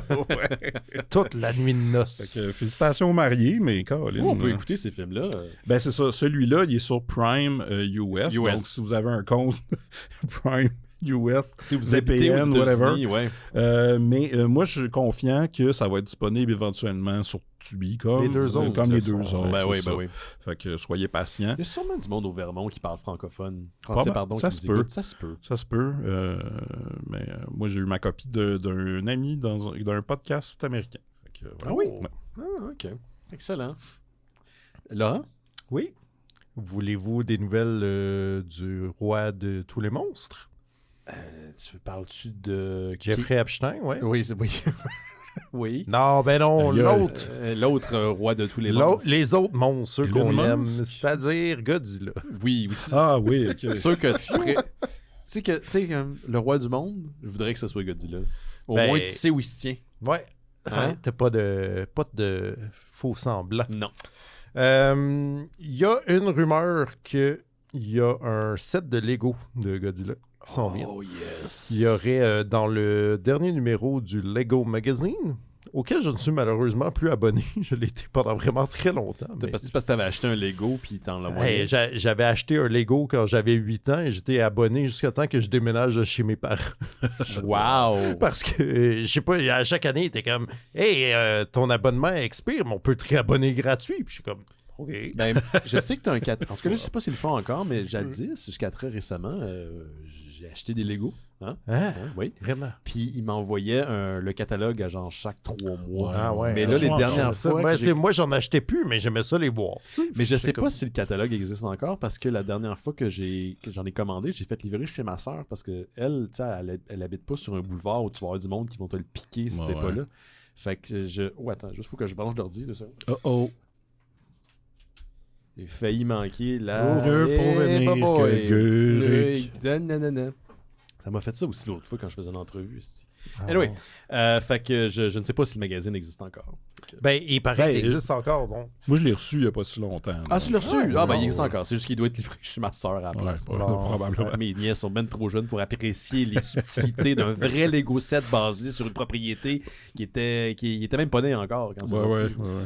Fait que si jamais tu vas récupérer ton magazine chez ta sœur, tu sauras qu'il y a une page dont j'ai vu la photo qui a l'air qui est une page de teaser. Là. Il y a comme rien d'officiel d'annoncé, mais dans lequel on voit clairement un gros lézard piqué en arrière d'un building. Est-ce que c'est Godzilla 1997? Et non, je pense pas. Non, il a pas l'air de celui-là. Bien qu'un petit puff daddy là, qui rentre. Ça, c'est plus... Ça, j'achèterais. C'est quand même assez vieillit mal, drôle. ça. Puis le guitariste de Led Zeppelin. Un très petit Matthew Broderick, la fille de News Radio qui joue la Puis rousse. un Jean Renault fâche. Dans un Jean taxi. Renault fâché. Oui, ça nous a marqué finalement ce film-là. Ouais, Écoute, finalement. Hank Azaria, là, en caméraman. Là. Ah, Oui, c'est vrai. Je vais dire de quoi? Il est pas si pire que ça, OK? Le film ou Hank Ouais. Azaria? Le film. Hey, ça fait longtemps que je l'ai pas vu.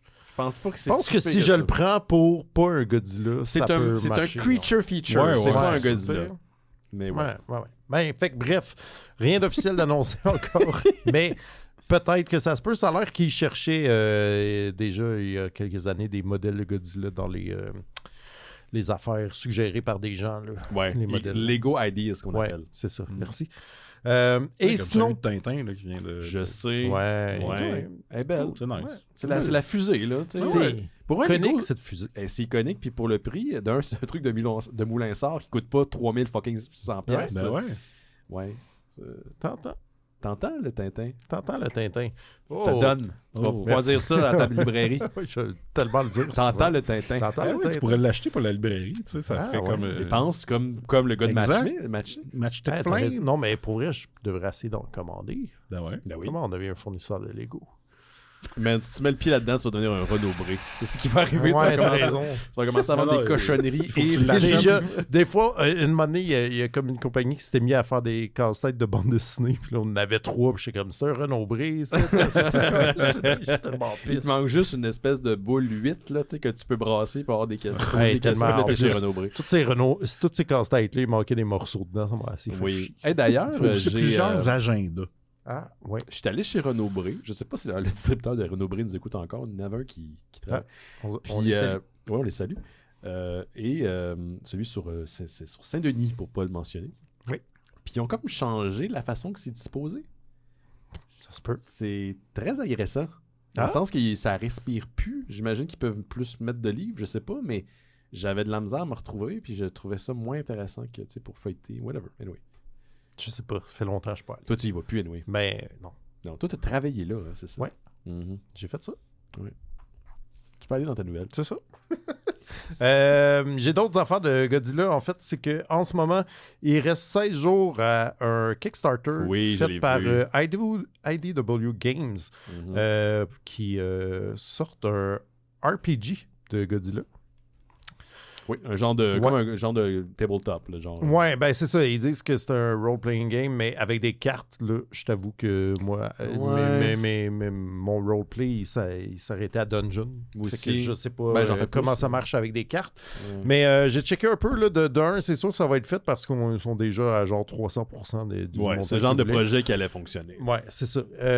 J'ai vu que donc c'est un jeu qui se passe dans la Kaisei Era, qui est dans l'univers des comic books de Godzilla qui sont actuellement en cours depuis 2025 chez IDW. Donc, un genre de 2025, mais alternatif, qui est plus ou moins post-apo et où les. Je savais pas que les comics avaient des eras. Je savais que les films avaient des eras, des airs, mais pas les comics. Ben là, je pense que tout ce que. C'est ça, ils ont comme rebooté la patente. Moi, j'ai une question. Moi, j'ai rien lu de cette période-là. Mais j'ai une question pour toi, Laurent. Toi qui es un kaiju connaisseur. Oui. C'est qui ici qui a un podcast sur les kaiju? Ah, c'est vrai, c'était toi aussi. Ben, tu sais, ça fait tellement longtemps. C'est ça. On j'ai oublié que. Ouais, puis Laurent, il est comme là 50% du temps. Oui, c'est vrai. Mais wish. dans toutes ces BD-là de Godzilla, ouais. Y en a-tu une qui est bonne? Il y en a 2-3 même, je suis Pour prêt à vrai, dire. faudrait qu'on en lise une fois qui est bonne. Moi, le Half Century War de James Tocco, j'ai vraiment trippé là-dessus. OK.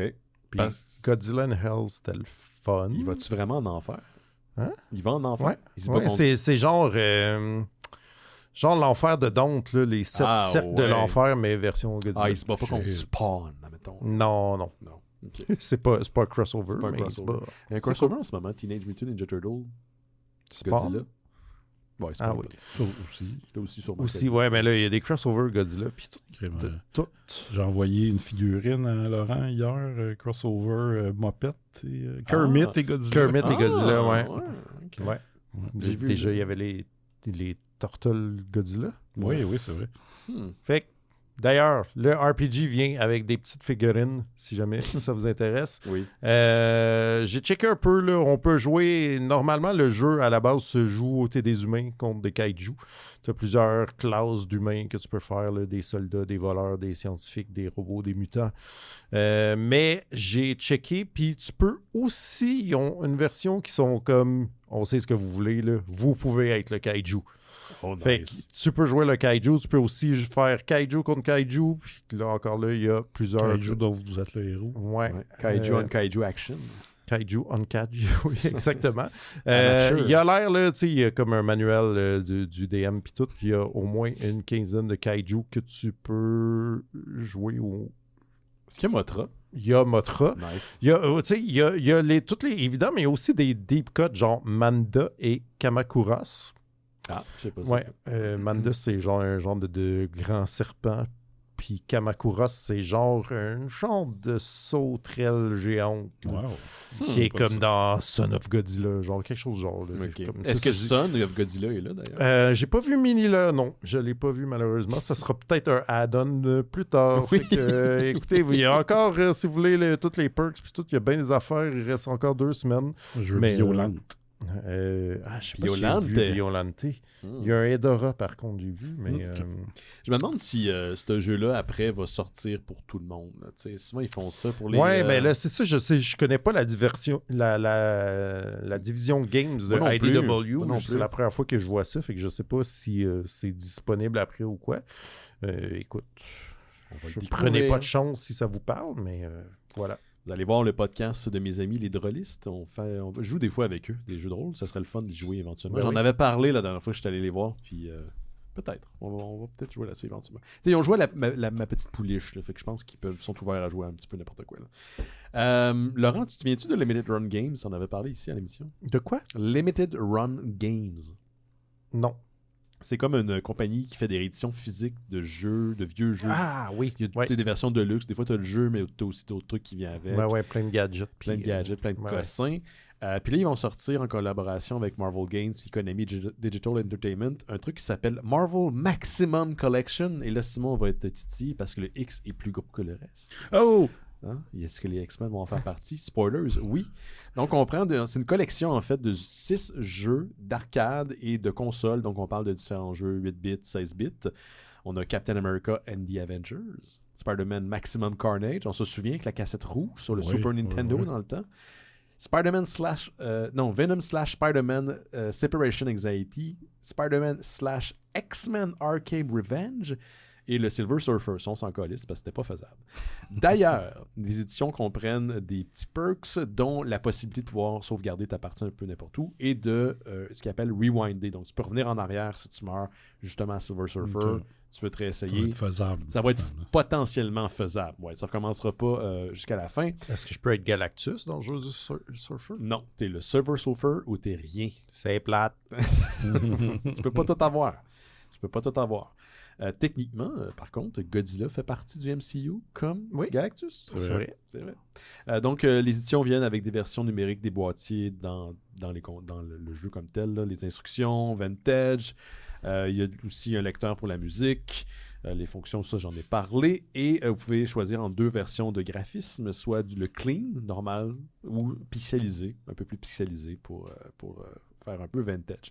Le jeu va sortir la semaine prochaine, dans 2 semaines en fait, le 27 mars. Il va être disponible sur Switch, PS5, Xbox, Steam pour $39,99 US. Donc faites le calcul, ça va coûter presque le double pour la version canadienne.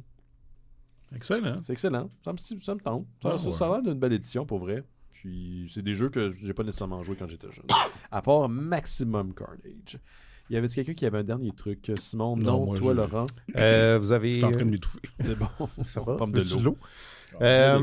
J'ai quelques petites affaires encore. Vous avez sans doute vu passer la nouvelle du rhinocéros Non. de Ace Ventura 2. Ah oui! Tu sais, le fameux...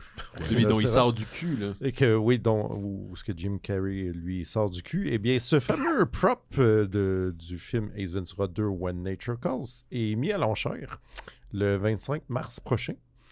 Fait que, écoute, la mise à départ est mise à 2000 $. OK. Ils s'attendent à ce que ça se fonde entre 4 et 8000 $. Il faut vraiment se fendre le cul pour l'acheter. Ah, j'apprends! Fait que si jamais vous voulez mettre cet item de l'histoire du cinéma. De l'histoire, ma foi, marquante du cinéma, Absolument. parce que je me rappelle jamais de rien du deuxième Ace Ventura à part cette scène-là. Ouais. Je pense que je suis pas tout seul dans ce cas-là. Ce que je me souviens, c'est que c'est vaguement raciste et que Ace Ventura sort du cul d'un rhinocéros. Voilà, fait que vous pouvez, c'est un props qui mesure 10 pieds de long, qui est fait en fibre de verre avec des jambes en styromousse renforcées. Oui. Voilà. Adam Savage, sur sa chaîne Tested, est allé, parce que lui, c'est un amateur de props, de vieux accessoires de films. Il est allé faire l'exploration de ce props. Wow. Oui, ben là, il paraît qu'il est encore... Il y a un siège dedans pour vrai. Il y a la même... En tout cas, il y a encore le cul... Beurré. Pas beurré, mais... Slack. En latex oui, extensible. Extensible. Fait que là, j'imagine que depuis le temps, ça a peut-être séché un peu. C'est ça, craqué, le latex pourri avec les âges. Ben, c'est ça. Puis là, bon, ça disait qu'il était un peu abîmé puis qu'il y avait des craquements de peinture sur la description de l'objet. Puis que aussi, moi, je pense que là, checkez-vous parce que... Bravo. Merci, bravo. mais personne ne l'acknowledge, mais ça... je suis comme, je peux pas. Ça dit que ça va demander du transport particulier, fait que faites attention pour pouvoir vous faire ramasser par les frais de poste. Puis ça, je sais pas si les tarifs s'appliquent sur les rhinocéros. Je pourrais pas en dire. latex non plus. Par contre, fait que si ça vous intéresse, le truc est listé sur un site qui s'appelle propstoreauction.com. Je suis allé voir l'affiche. Là. Il y a une belle description. Il y a plein de photos de l'item si jamais cela vous intéresse. Et voilà, le 25 mars, si jamais vous voulez vous inscrire pour l'enchère.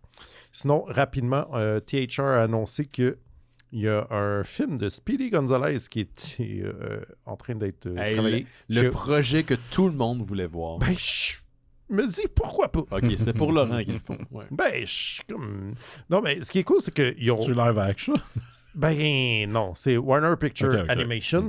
Il y a, on sait rien, mais il y a un réalisateur qui a été mis sur le projet qui s'appelle Jorge Gutiérrez, qui est un Mexicain, qui a fait une couple de films, dont The Book of Life puis Maya and the Tree, qui sont aussi des films qui sur la culture et l'histoire mexicaine. Fait que je suis comme, bon, au moins, ils ont mis ça dans les mains de quelqu'un qui a rapport, fait qui peut éviter les écueils qui...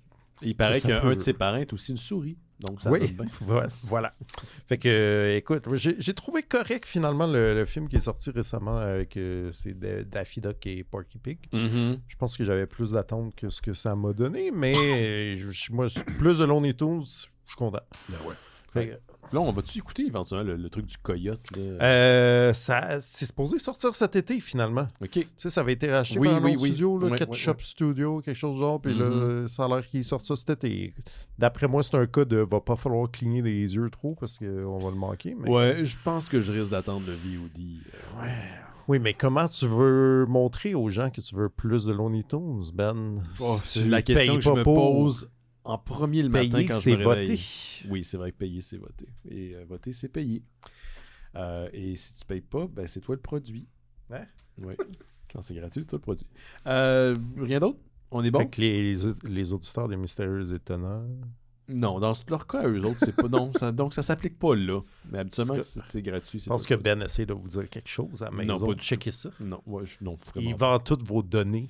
Oui, les nombreuses données de nos milliers d'auditeurs. Allez, je vais faire une petite pause. On va faire une petite pause, puis on va parler de Ultimate Oz Universe The Lost Land. Juste avant, les petites annonces habituelles. Juste pour vous dire que si vous donnez au Patreon des Mystérieux Étonnants en ce moment, pas en ce moment, mais récemment, on a sorti un épisode sur Astérix Obélix. Oh, lequel? Astérix et les Normands.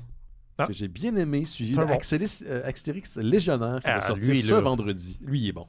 Lui, il est fucking bon. Man. C'est drôle parce que cette semaine... Astérix. Cette semaine, je me demandais c'était quoi la bande dessinée que j'avais le plus lu dans ma vie.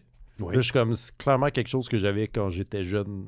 Puis que, j'avais pas beaucoup de livres, puis je relisais tout le temps. Puis là, Astérix Légionnaire, c'est un sérieux contender du livre que j'ai le plus lu. Je pense que c'est mon préféré à date de tous les Astérix, parce que moi, j'ai pas lu d'Astérix quand j'étais jeune, donc quand je les lis pour le cycle, je les découvre en même temps que ma première lecture. Ouais.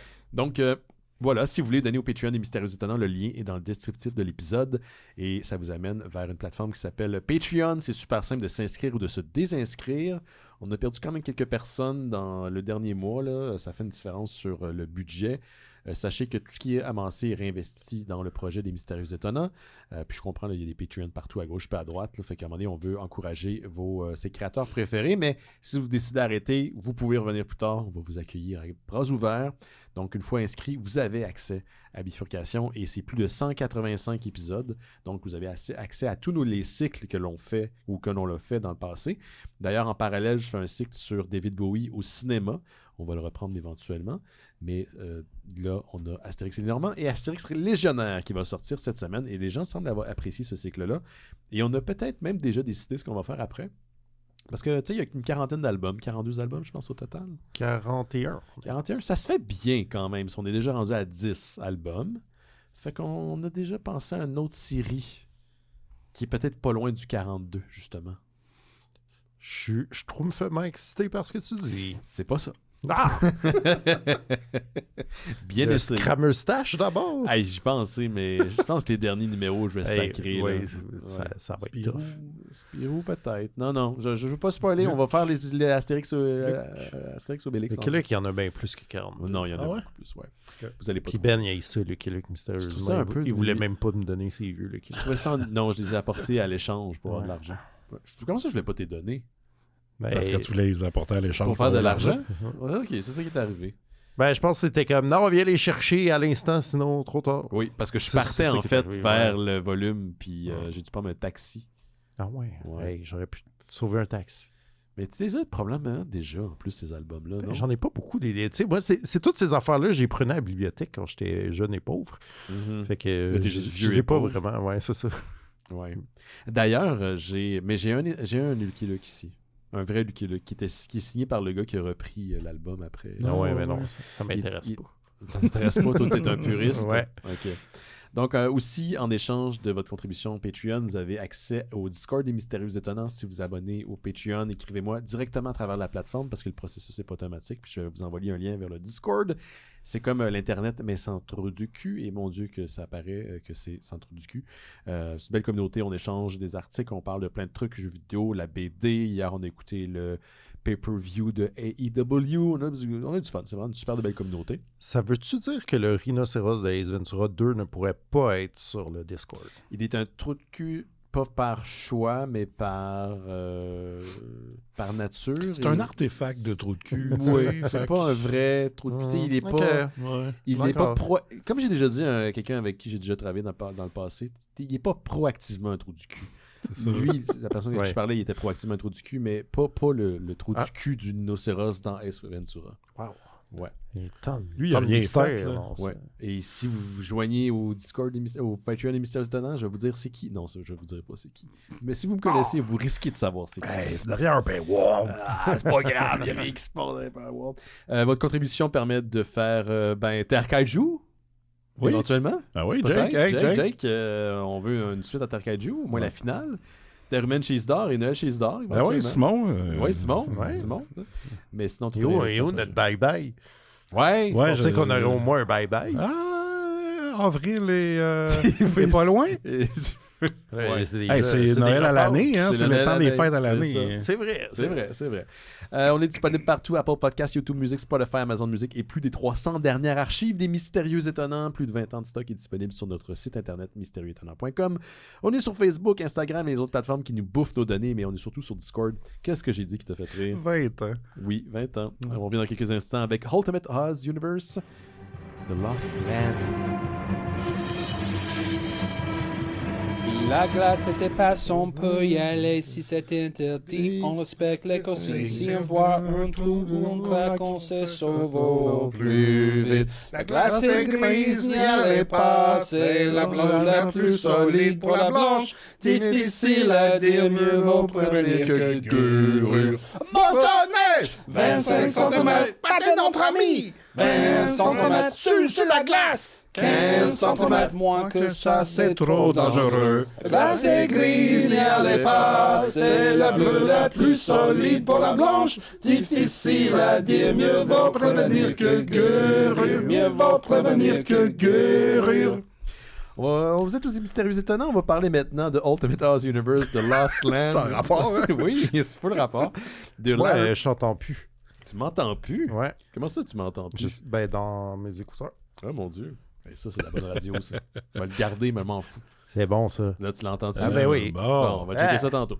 Vous écoutez les Mystérieux Étonnants. On va maintenant parler du sujet de la semaine. Et cette semaine, il s'agit de Lost. Je l'ai déjà dit. Anyway, je garde tout ça. Ben ouais. De Larry King, Cullen Bunn et dessiné par Mike Deodato. Publié chez AWA Studio. Il y a une chance qu'ils ont mis une photo à Larry King parce que je me posais des questions. Larry King est mort. Fait que c'est pas le journaliste. Je sais, mais je me suis dit peut-être qu'il a fait ça avant de mourir. Oui, comme un dernier acte de créativité. Il était un gros fan de Écoute, l'œuvre de L. Arc. Il y a le forward par Elton John. Fait que je me suis dit tout est possible. Quand j'ai ouvert la BD Disney, j'ai fait comme il y a un forward de Elton John. C'est une BD de AWA Studios qui ont ouvertement la mission d'essayer d'adapter des trucs au film et à la télévision. Ouais. Je me suis dit, ça va-tu être un autre Christy pitch dont on a parlé quand même de certains titres là, chez AWA Studios qui étaient clairement dans cette lignée-là. Ben, ça l'est, mais ça l'est pas. On va voir. C'est bien sûr adapté de la suite du Magicien d'Oz de L. Frank Baum, qui, je ne savais pas, a écrit 14 livres qui se déroulent dans l'univers de Oz. Je savais pas ça, moi non plus. Je suis surpris parce que t'es libraire, toi, en plus. Fait que... c'est des livres, c'est pas des BD. Ouais. Non, mais je sais pas, les bonhommes. C'est un gars très, très, très instruit. C'est vrai. J'aurais dû le savoir. Tu devrais savoir. Je pense qu'on connaît surtout la première adaptation, puis les adaptations qui ont suivi basées sur le premier livre. Mais bon, c'est vraiment la suite, pas longtemps après les événements du Magicien d'Oz, qu'on suit l'histoire. Je résume-tu l'histoire? C'est quoi exactement? Là? Si tu veux, parce que moi, je peux pas. Tu peux pas. Je veux dire, je comprends pas grand-chose. OK. Donc, c'est peu de temps après les événements du Magicien d'Oz, on suit un garçon qui s'appelle Tib, qui est en fait le prisonnier d'une méchante sorcière qui s'appelle la Witch Moby, parce que l'univers de Oz est peuplé de méchantes sorcières. Il a été kidnappé quand il était jeune et il est son genre de serviteur, son esclave dans une maison dans les bois depuis des années. Puis à chaque fois qu'il essaie de se sauver, on le rattrape. En parallèle, on voit Dorothée qui finalement retourne au Kansas. Ouais. Elle retourne dans sa propre réalité. Et T'as pas de Non, on la voit retourner dans sa propre réalité. Je pense que ça finit à peu près où ce qu'on connaît du film. À peu près. Fait que là, on la C'est ça. voit s'en aller. On va essayer de rendre ça simple. C'était ça le but de puis on a le Scarecrow qui est là, on a le Tin Woodman, puis on a le Lion qui sont présents, qui ont tous des responsabilités à travers la nouvelle gouvernance de Oz, parce que le machin s'est poussé comme un puceau. Puis leurs chemins s'entrecroisent parce que en fait le destin de Tib est lié à une vieille famille de monarques qui jadis contrôlait Oz. Okay. Parce qu'il est en fait spoilers, la version enchantée de Ozma, la princesse de Oz, qui a été kidnappée quand elle était jeune et transformée en garçon pour que les gens ne la retrouvent pas. Voilà. Clever. Clever. Fait que voilà. Avez-vous aimé Ultimate Oz Universe The Lost Land? C'est qui commence. Commencez par Simon, j'ai l'impression qu'on sait un peu déjà. Okay. Comme je disais au début du show, j'ai pas beaucoup de connaissances dans le domaine de Oz. OK. Donc, je me lance là-dedans, puis j'ai comme des idées un petit peu très, très lointaines de ce que c'est. Donc, je me suis dit, je vais lire ça en tant que néophyte, voir si ça peut plaire à quelqu'un qui connaît pas ça pantoute. Puis, au final, c'était bien. C'était une histoire. Il y avait un début. Oui, il y a une histoire, il y a des fins de développement. Mais je dois avouer que j'ai beaucoup aimé l'art de Mike Deodato Jr. Qui on dirait qu'avec le temps, c'était encore plus beau. Puis les couleurs aussi étaient bonnes. Puis ça m'a rappelé la BD qu'on avait lue de lui sur un robot, là, il me semble. Oui, iRobot. Pas iRobot, mais... Not All Robots, me semble. Pardon? Not All Robots? Not All Robots, ouais.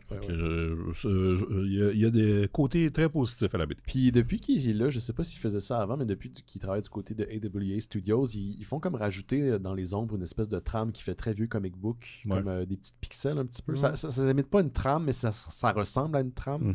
Puis ils utilisent la même technique aussi d'habillage dans cette bande dessinée-là. Qu'est-ce que tu as pensé, toi, Laurent, de cette bande dessinée? Ça m'a beaucoup fait réfléchir.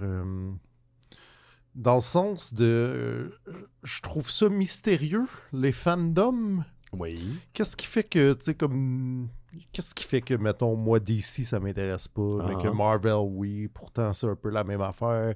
Qu'est-ce qui fait que je m'intéresse à tout ce qu'il y a des singes dedans, mais que Tarzan, je m'en tamponne. Puis là, je suis comme, tu sais, j'étais comme, Oz, ça devrait me parler, mais je m'en sac un peu, tu sais. Puis, tu sais, j'ai vu le film original, j'ai vu le premier de Wicked, là, les films plus récents. T'as-tu vu Return to Oz? J'ai vu Return to Oz, puis tu sais, je suis tout le temps comme, c'est correct. Fait que là, je lis ça, puis je suis comme, c'est correct. Mais je trouve que c'est beaucoup de lore. C'est énorme. Puis qu'on n'a pas le temps de... C'est comme, ça va vite, c'est garoché, c'est comme si on essayait de faire de l'action, mais j'ai pas le temps de m'attacher à rien, tu sais. Je m'entorche de ce qui se passe. M'entorche de ce prince-princesse-là. Je suis comme, good for you, mais... Ça prend du temps. Pour moi, ça a pris du temps avant de me dire, tu sais, OK, ça, je comprends pas ce que... Est-ce que c'est quelque chose de nouveau? Est-ce que c'est quelque chose qu'il y a dans le lore déjà? Ou... Fait que, tu sais, à un moment donné, faut que tu te battes faut que je décroche de ça, puis d'essayer d'enjoy la ride. Puis c'est un petit peu dur, mais tu sais, en même temps, je pense que c'est pas la faute à la BD non plus. Je pense pas que c'est la faute, puis tu sais... C'est nos intérêts. Objectivement, je me dis, waouh, si ça m'intéressait... Je suis comme, il y a les maps, il y a tout. Je suis comme, waouh, il y a plein de choses qu'on connaît pas. Parce qu'il y a un vrai lore. Je pense que c'est ça l'affaire. Je sais pas à quel point les livres ont été traduits en français, les 14 livres, mais il semblerait que c'est des livres que les gens, en tout cas à une certaine époque, lisaient pour les jeunes. Oui, clairement. Fait qu'il y a 14 livres, un peu à la manière qu'il y a un univers de Discworld ou qu'il y a un univers de Narnia qui est peut-être un peu moins étoffé, mais qui est quand même vaste. Mais c'est ça, je suis comme, il existe, tout ce ça, monde-là. moi, Oui. je pensais que c'était... C'est le Seigneur des Anneaux pour des gens. Là. Exact, Ouais. exact. Je pense que pour certaines personnes, c'est le Seigneur des Anneaux. Puis la BD, au départ, il y a une carte pour justement essayer de nous situer Ouais. un peu. Puis il y a beaucoup de lore. Mais en même temps, je sais pas pourquoi. Moi, je suis pas un fan outre mesure du Magicien d'Oz. J'ai suivi le cartoon, qui était en fait un cartoon japonais qui était diffusé sur Télé-Québec dans le temps quand j'étais jeune, qui couvre d'ailleurs une partie de cette histoire-là avec Tib. OK. Mais tu sais, c'est très, très, très loin. Fait que j'ai zéro souvenir. Puis pourtant, je sais pas, j'ai quand même embarqué. Je pense que des fois, le lore est un petit peu poussé de façon gratuite. Il arrivait dans le plaine et là, t'avais un code QR. C'est pas une joke. On pouvait scanner un code QR, numériser un code QR avec son téléphone, arriver sur un vidéo cheap en AI. Ouais, ça aussi. Ça faisait m'a- chier, là. Je l'ai écouté puis j'ai fait, oh non, ok, là, fuck it. La production est... En tout cas, le voice acting est hot, parce que la personne qui fait le voice acting, je la trouve bonne, en espérant qu'elle est vraie. Là. Je viens de me poser la question.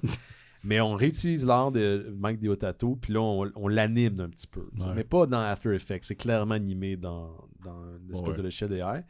Puis le lore aide un peu, mais des fois, je pense que c'était pas nécessairement nécessaire de mettre du lore sur « Hey, voici la vallée, il y a des squelettes. Cette vallée... » On a-tu vraiment besoin de le développer tant que ça? Mais malgré tout, si on est dans l'appréciation rapide, moi, j'ai eu du fun. Je me suis surpris, en fait, d'aimer ça. Puis je pense que c'est parce que j'ai tellement pas aimé les derniers trucs que de AWA Studios qu'on a lu, que je me sentais vraiment... Je pensais que j'allais vraiment plus sentir la commande. Ouais. Parce qu'il y a un forward au début de la bande dessinée où il y a un instigateur du projet qui est ouvertement, et lui s'auto-proclame spécialiste du Magicien d'Oz, de l'univers de Oz. Larry King. Larry King. Puis lui, ce qu'il veut, c'est éventuellement que tout ça soit adapté au cinéma ou en télésérie. C'est directement dit, là, tu sais. Puis c'est pour ça que j'ai l'impression qu'on est allé chercher Elton John pour qu'il fasse un petit... Mais tu sais, en même temps, si c'est ça qu'ils veulent, ils n'ont pas besoin de la BD. Dans le sens que ce matériel existe déjà. Qu'est-ce que tu veux dire? Mais tu sais, je veux dire, il y a déjà les romans.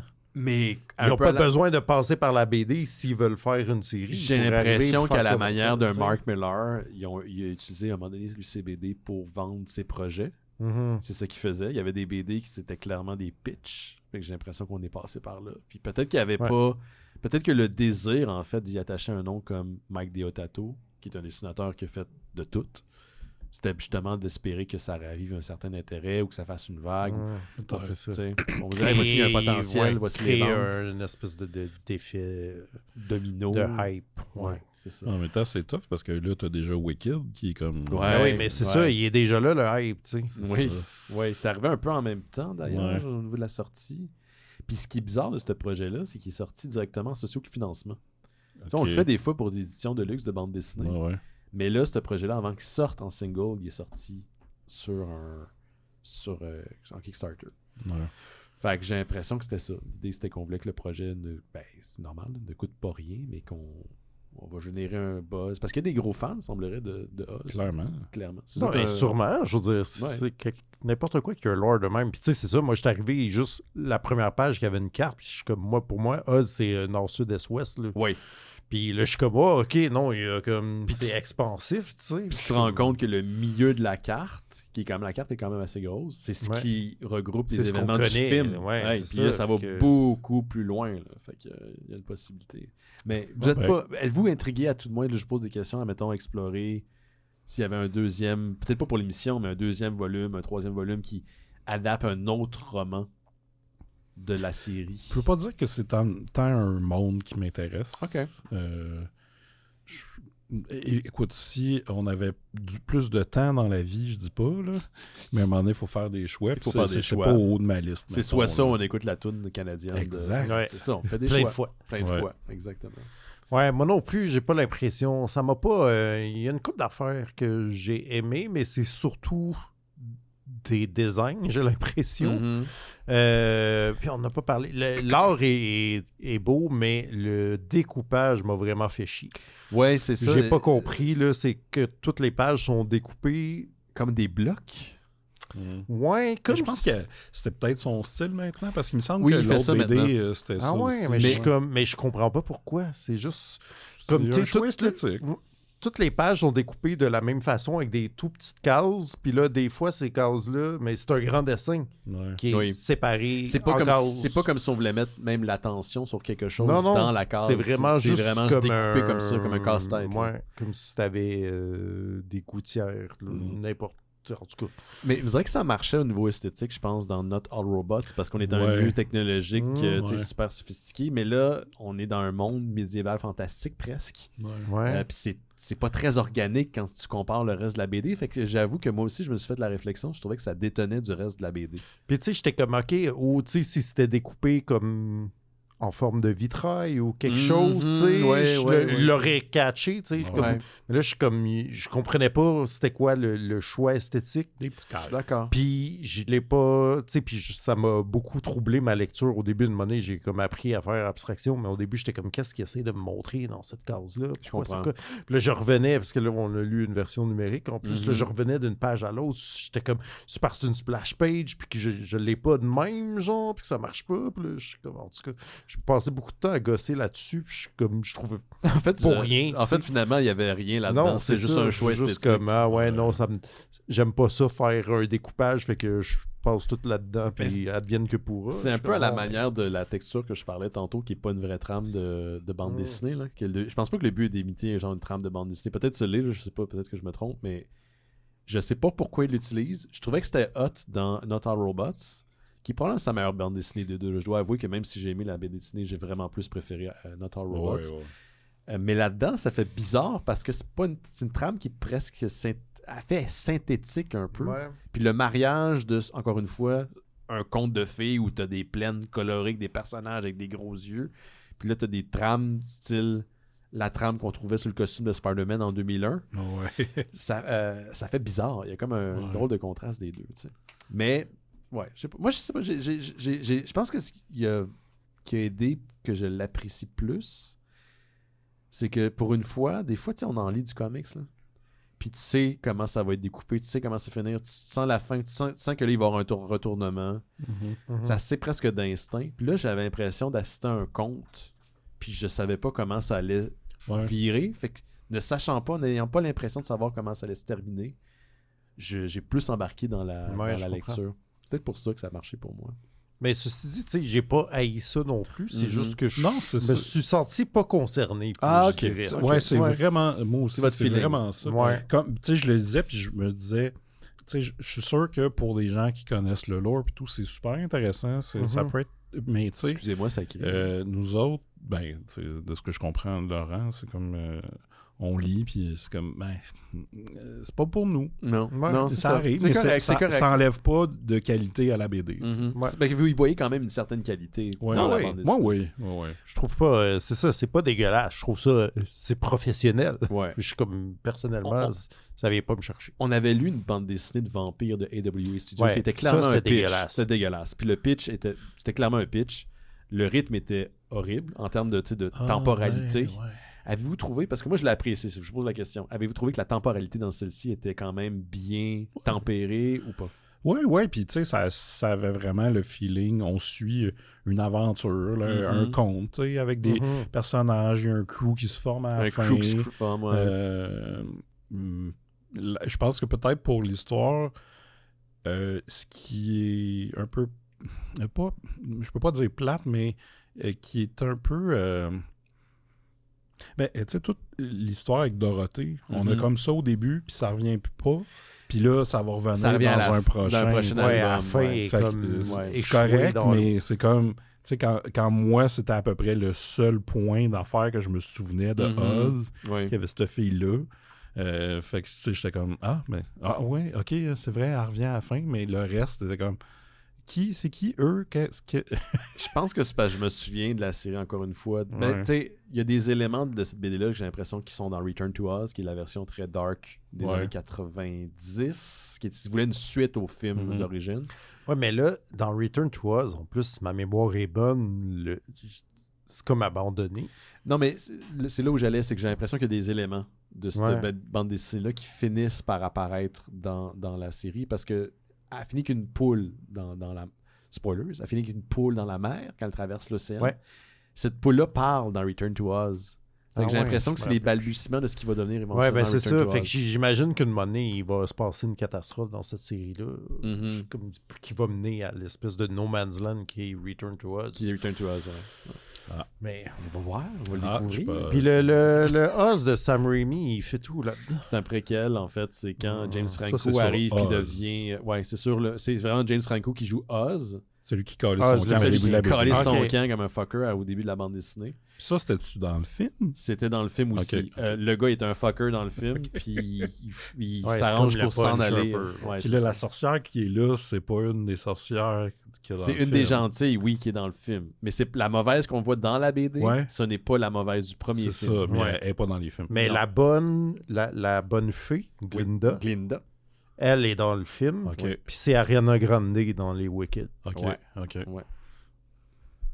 Le Ozverse n'a beaucoup plus à de secret donner, pour man. toi. Exactement. Ouais, non, j'aime mieux vivre dans des sea shanties sur la Ouais, sur la glace. c'est bon, c'est Ou bon. c'est t'es Harlequin de Canadien Ouais, filmé. ouais.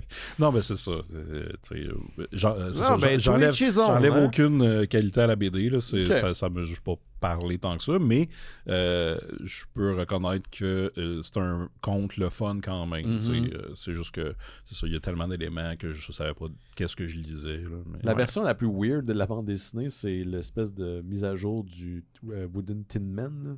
Woodman Tin Man, du Wood Tin Man, ou je sais pas quoi c'est quoi son Ouais, nom. ouais. Ils l'ont comme modernisé comme un Terminator. Ça, Ouais, c'est ouais, vraiment ouais. particulier. Ben, il y a aussi le commando là, de Faye. Ouais, là, c'est ça, ouais, j'étais comme, ah, C'est quoi ça? Quel drôle d'univers, tu sais, qui est très, très féerique, Ouais. mais aussi très, genre, cyberpunk. Là. Ben, c'est ça, ce ouais, commando-là, il a l'air...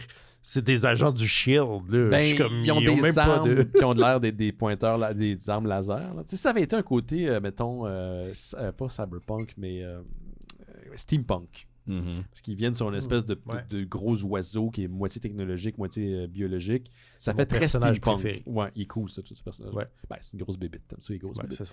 Ben, si ça avait été ça, leur esthétique, j'aurais plus compris. Mais là, ils ont des lunettes fumées à la Matrix. Ouais, c'est comme... C'est comme weird. On les envoie sauver Tib. C'est-tu dans les livres, ça? Je pense que c'est dans les livres, mais je pense pas qu'ils ont Qu'il y avait ce l'apparence. look-là. Ouais, ce Ouais. look-là. Non, je pense pas. Ouais. Je pense qu'on a fait le tour. Je pense qu'on peut. On n'a finir pas parlé là-dessus. de mon autre personnage préféré, Ah, ben, vas-y. qui est le Hungry Tiger. Moi, je soupçonne que l'Angry Tiger et le lion, c'est tes deux personnages en fait préférés de la bande dessinée. Ben, le lion, il est comme... Je l'aime plus, ce lion-là, qui a du courage maintenant. Il est comme... Ah, juste tu comme- l'avais pissou. Ben, au moins, il y avait une personnalité. Les deux, ils ont des abs. Tu vois, Ouais. je mélangeais les deux. Là. Ah, tu Quand, mélanges. Ben, tu quand vois- le tigre est arrivé, je te dis, ah, c'est pas lui qui est... Ouais, mais Non, c'est ça l'affaire. Il faut rappeler que toi, tu savais Ouais, non, pas qu'il y avait ben, les je sais personnages pas, ouais, c'est principaux. Tu savais pas qu'il y avait un Scarecrow dans la. Ben, dans je me souvenais du look, Ok. mais tu sais, ce que je me souvenais pas, c'est lesquels qui manquait quoi. Mhm. Ouais, Je sais ouais, qu'il ouais, manquait ouais. quelque chose. Ouais. Puis tu sais, le Yellow Brick Road, j'ai comme catché que c'était C'est un chemin. là-dedans. Ouais. Mais j'étais À comme... cause de Elton À John. cause d'Elton John, c'est ouais. ça. Fait que toi, le tigre, tu Ben, l'as je pense juste que j'ai relate parce que, tu sais, t'es shapé comme lui. non, parce que il est comme... Non, je suis pas juste un tigre, je suis le tigre qui a faim. Puis Ah, j'étais comme, oui, ah, oui, je moi aussi, comprends. j'ai souvent Ouais, je faim. comprends. Je comprends. Mais comme le tigre, tu manges pas des bébés, par exemple. Ben, ça dépend. Excepté une fois au chalet. Except Hey, sur l'île de Jeffrey. Non, Ah, c'est correct. Non, pas de Excusez. joke avec ça. Hey, on va se laisser là-dessus. Ouais. Est-ce qu'on suggère quand même la BD? Ben, si vous aimez Oz... Si vous avez un intérêt, allez-y, ça doit être le fun. Si vous aimez Oz, puis si vous avez un intérêt. Ouais. Allons-y. Voilà, c'est Ben. dit. Merci Simon. Ça fait Merci plaisir. Laurent. Moi, j'ai gardé Zardos. Oui. La semaine prochaine, écoute, en fait, deux choses. La première chose, si vous n'avez pas écouté l'épisode la semaine dernière, parce que peut-être que les gens maintenant, je sais pas, ils skippent mes entrevues. Là. Allez écouter cette entrevue-là, je l'ai faite, je l'ai réalisée avec Roger Quentin, le réalisateur qui a fait entre autres L'Assassin jouait du trombone, La vengeance de la femme en noir, Un cargo pour l'Afrique. C'est lui qui a co-scénarisé aussi Mathieu. Oui, il a fait Mathieu Alain, il a co-scénarisé La guerre des Tucs. Puis on parle de son plus récent livre, un livre qui clairement a des influences, et vice-versa, là, parce qu'on parle un peu de sa jeunesse, de la guerre des Tucs. Mhm. Donc c'est une super entrevue. La semaine prochaine, j'ai déjà mon invité, c'est quelqu'un qui, si vous êtes dans le sillon de spasme, des Mystérieux Étonnants, vous le connaissez, c'est Carniard, ancien membre de Phylactère Cola, qui est en charge du festival Vitesse Lumière, un festival de courts-métrages de genre, un peu comme l'Espace, mais pour Québec. C'est un peu un festival sœur qui renaît de ses cendres, parce que le festival avait été arrêté durant la pandémie, et même, je pense, pour d'autres raisons, c'était pas juste à cause de la pandémie, mais là, on le ramène. Donc, je vais m'entretenir, avec Carniard la semaine prochaine. Donc, bien content de le recevoir. Toujours l'adresse courriel ben@mystérieuxétonnant.com, ben@mystérieuxétonnant.com. Puis, pas beaucoup de messages vocaux cette année. Je ne sais pas si les gens sont gênés ou épuisés de l'hiver. Moi, je sais que je suis un peu tanné de l'hiver, mais le lien pour nous laisser un message vocal est aussi dans le descriptif de l'épisode. On veut vous entendre. Questions, commentaires, whatever. Si ça se passe, si c'est passable, on va le diffuser. Oui. Faites attention à vous autres. On se voit la semaine prochaine. Bye bye. Bye.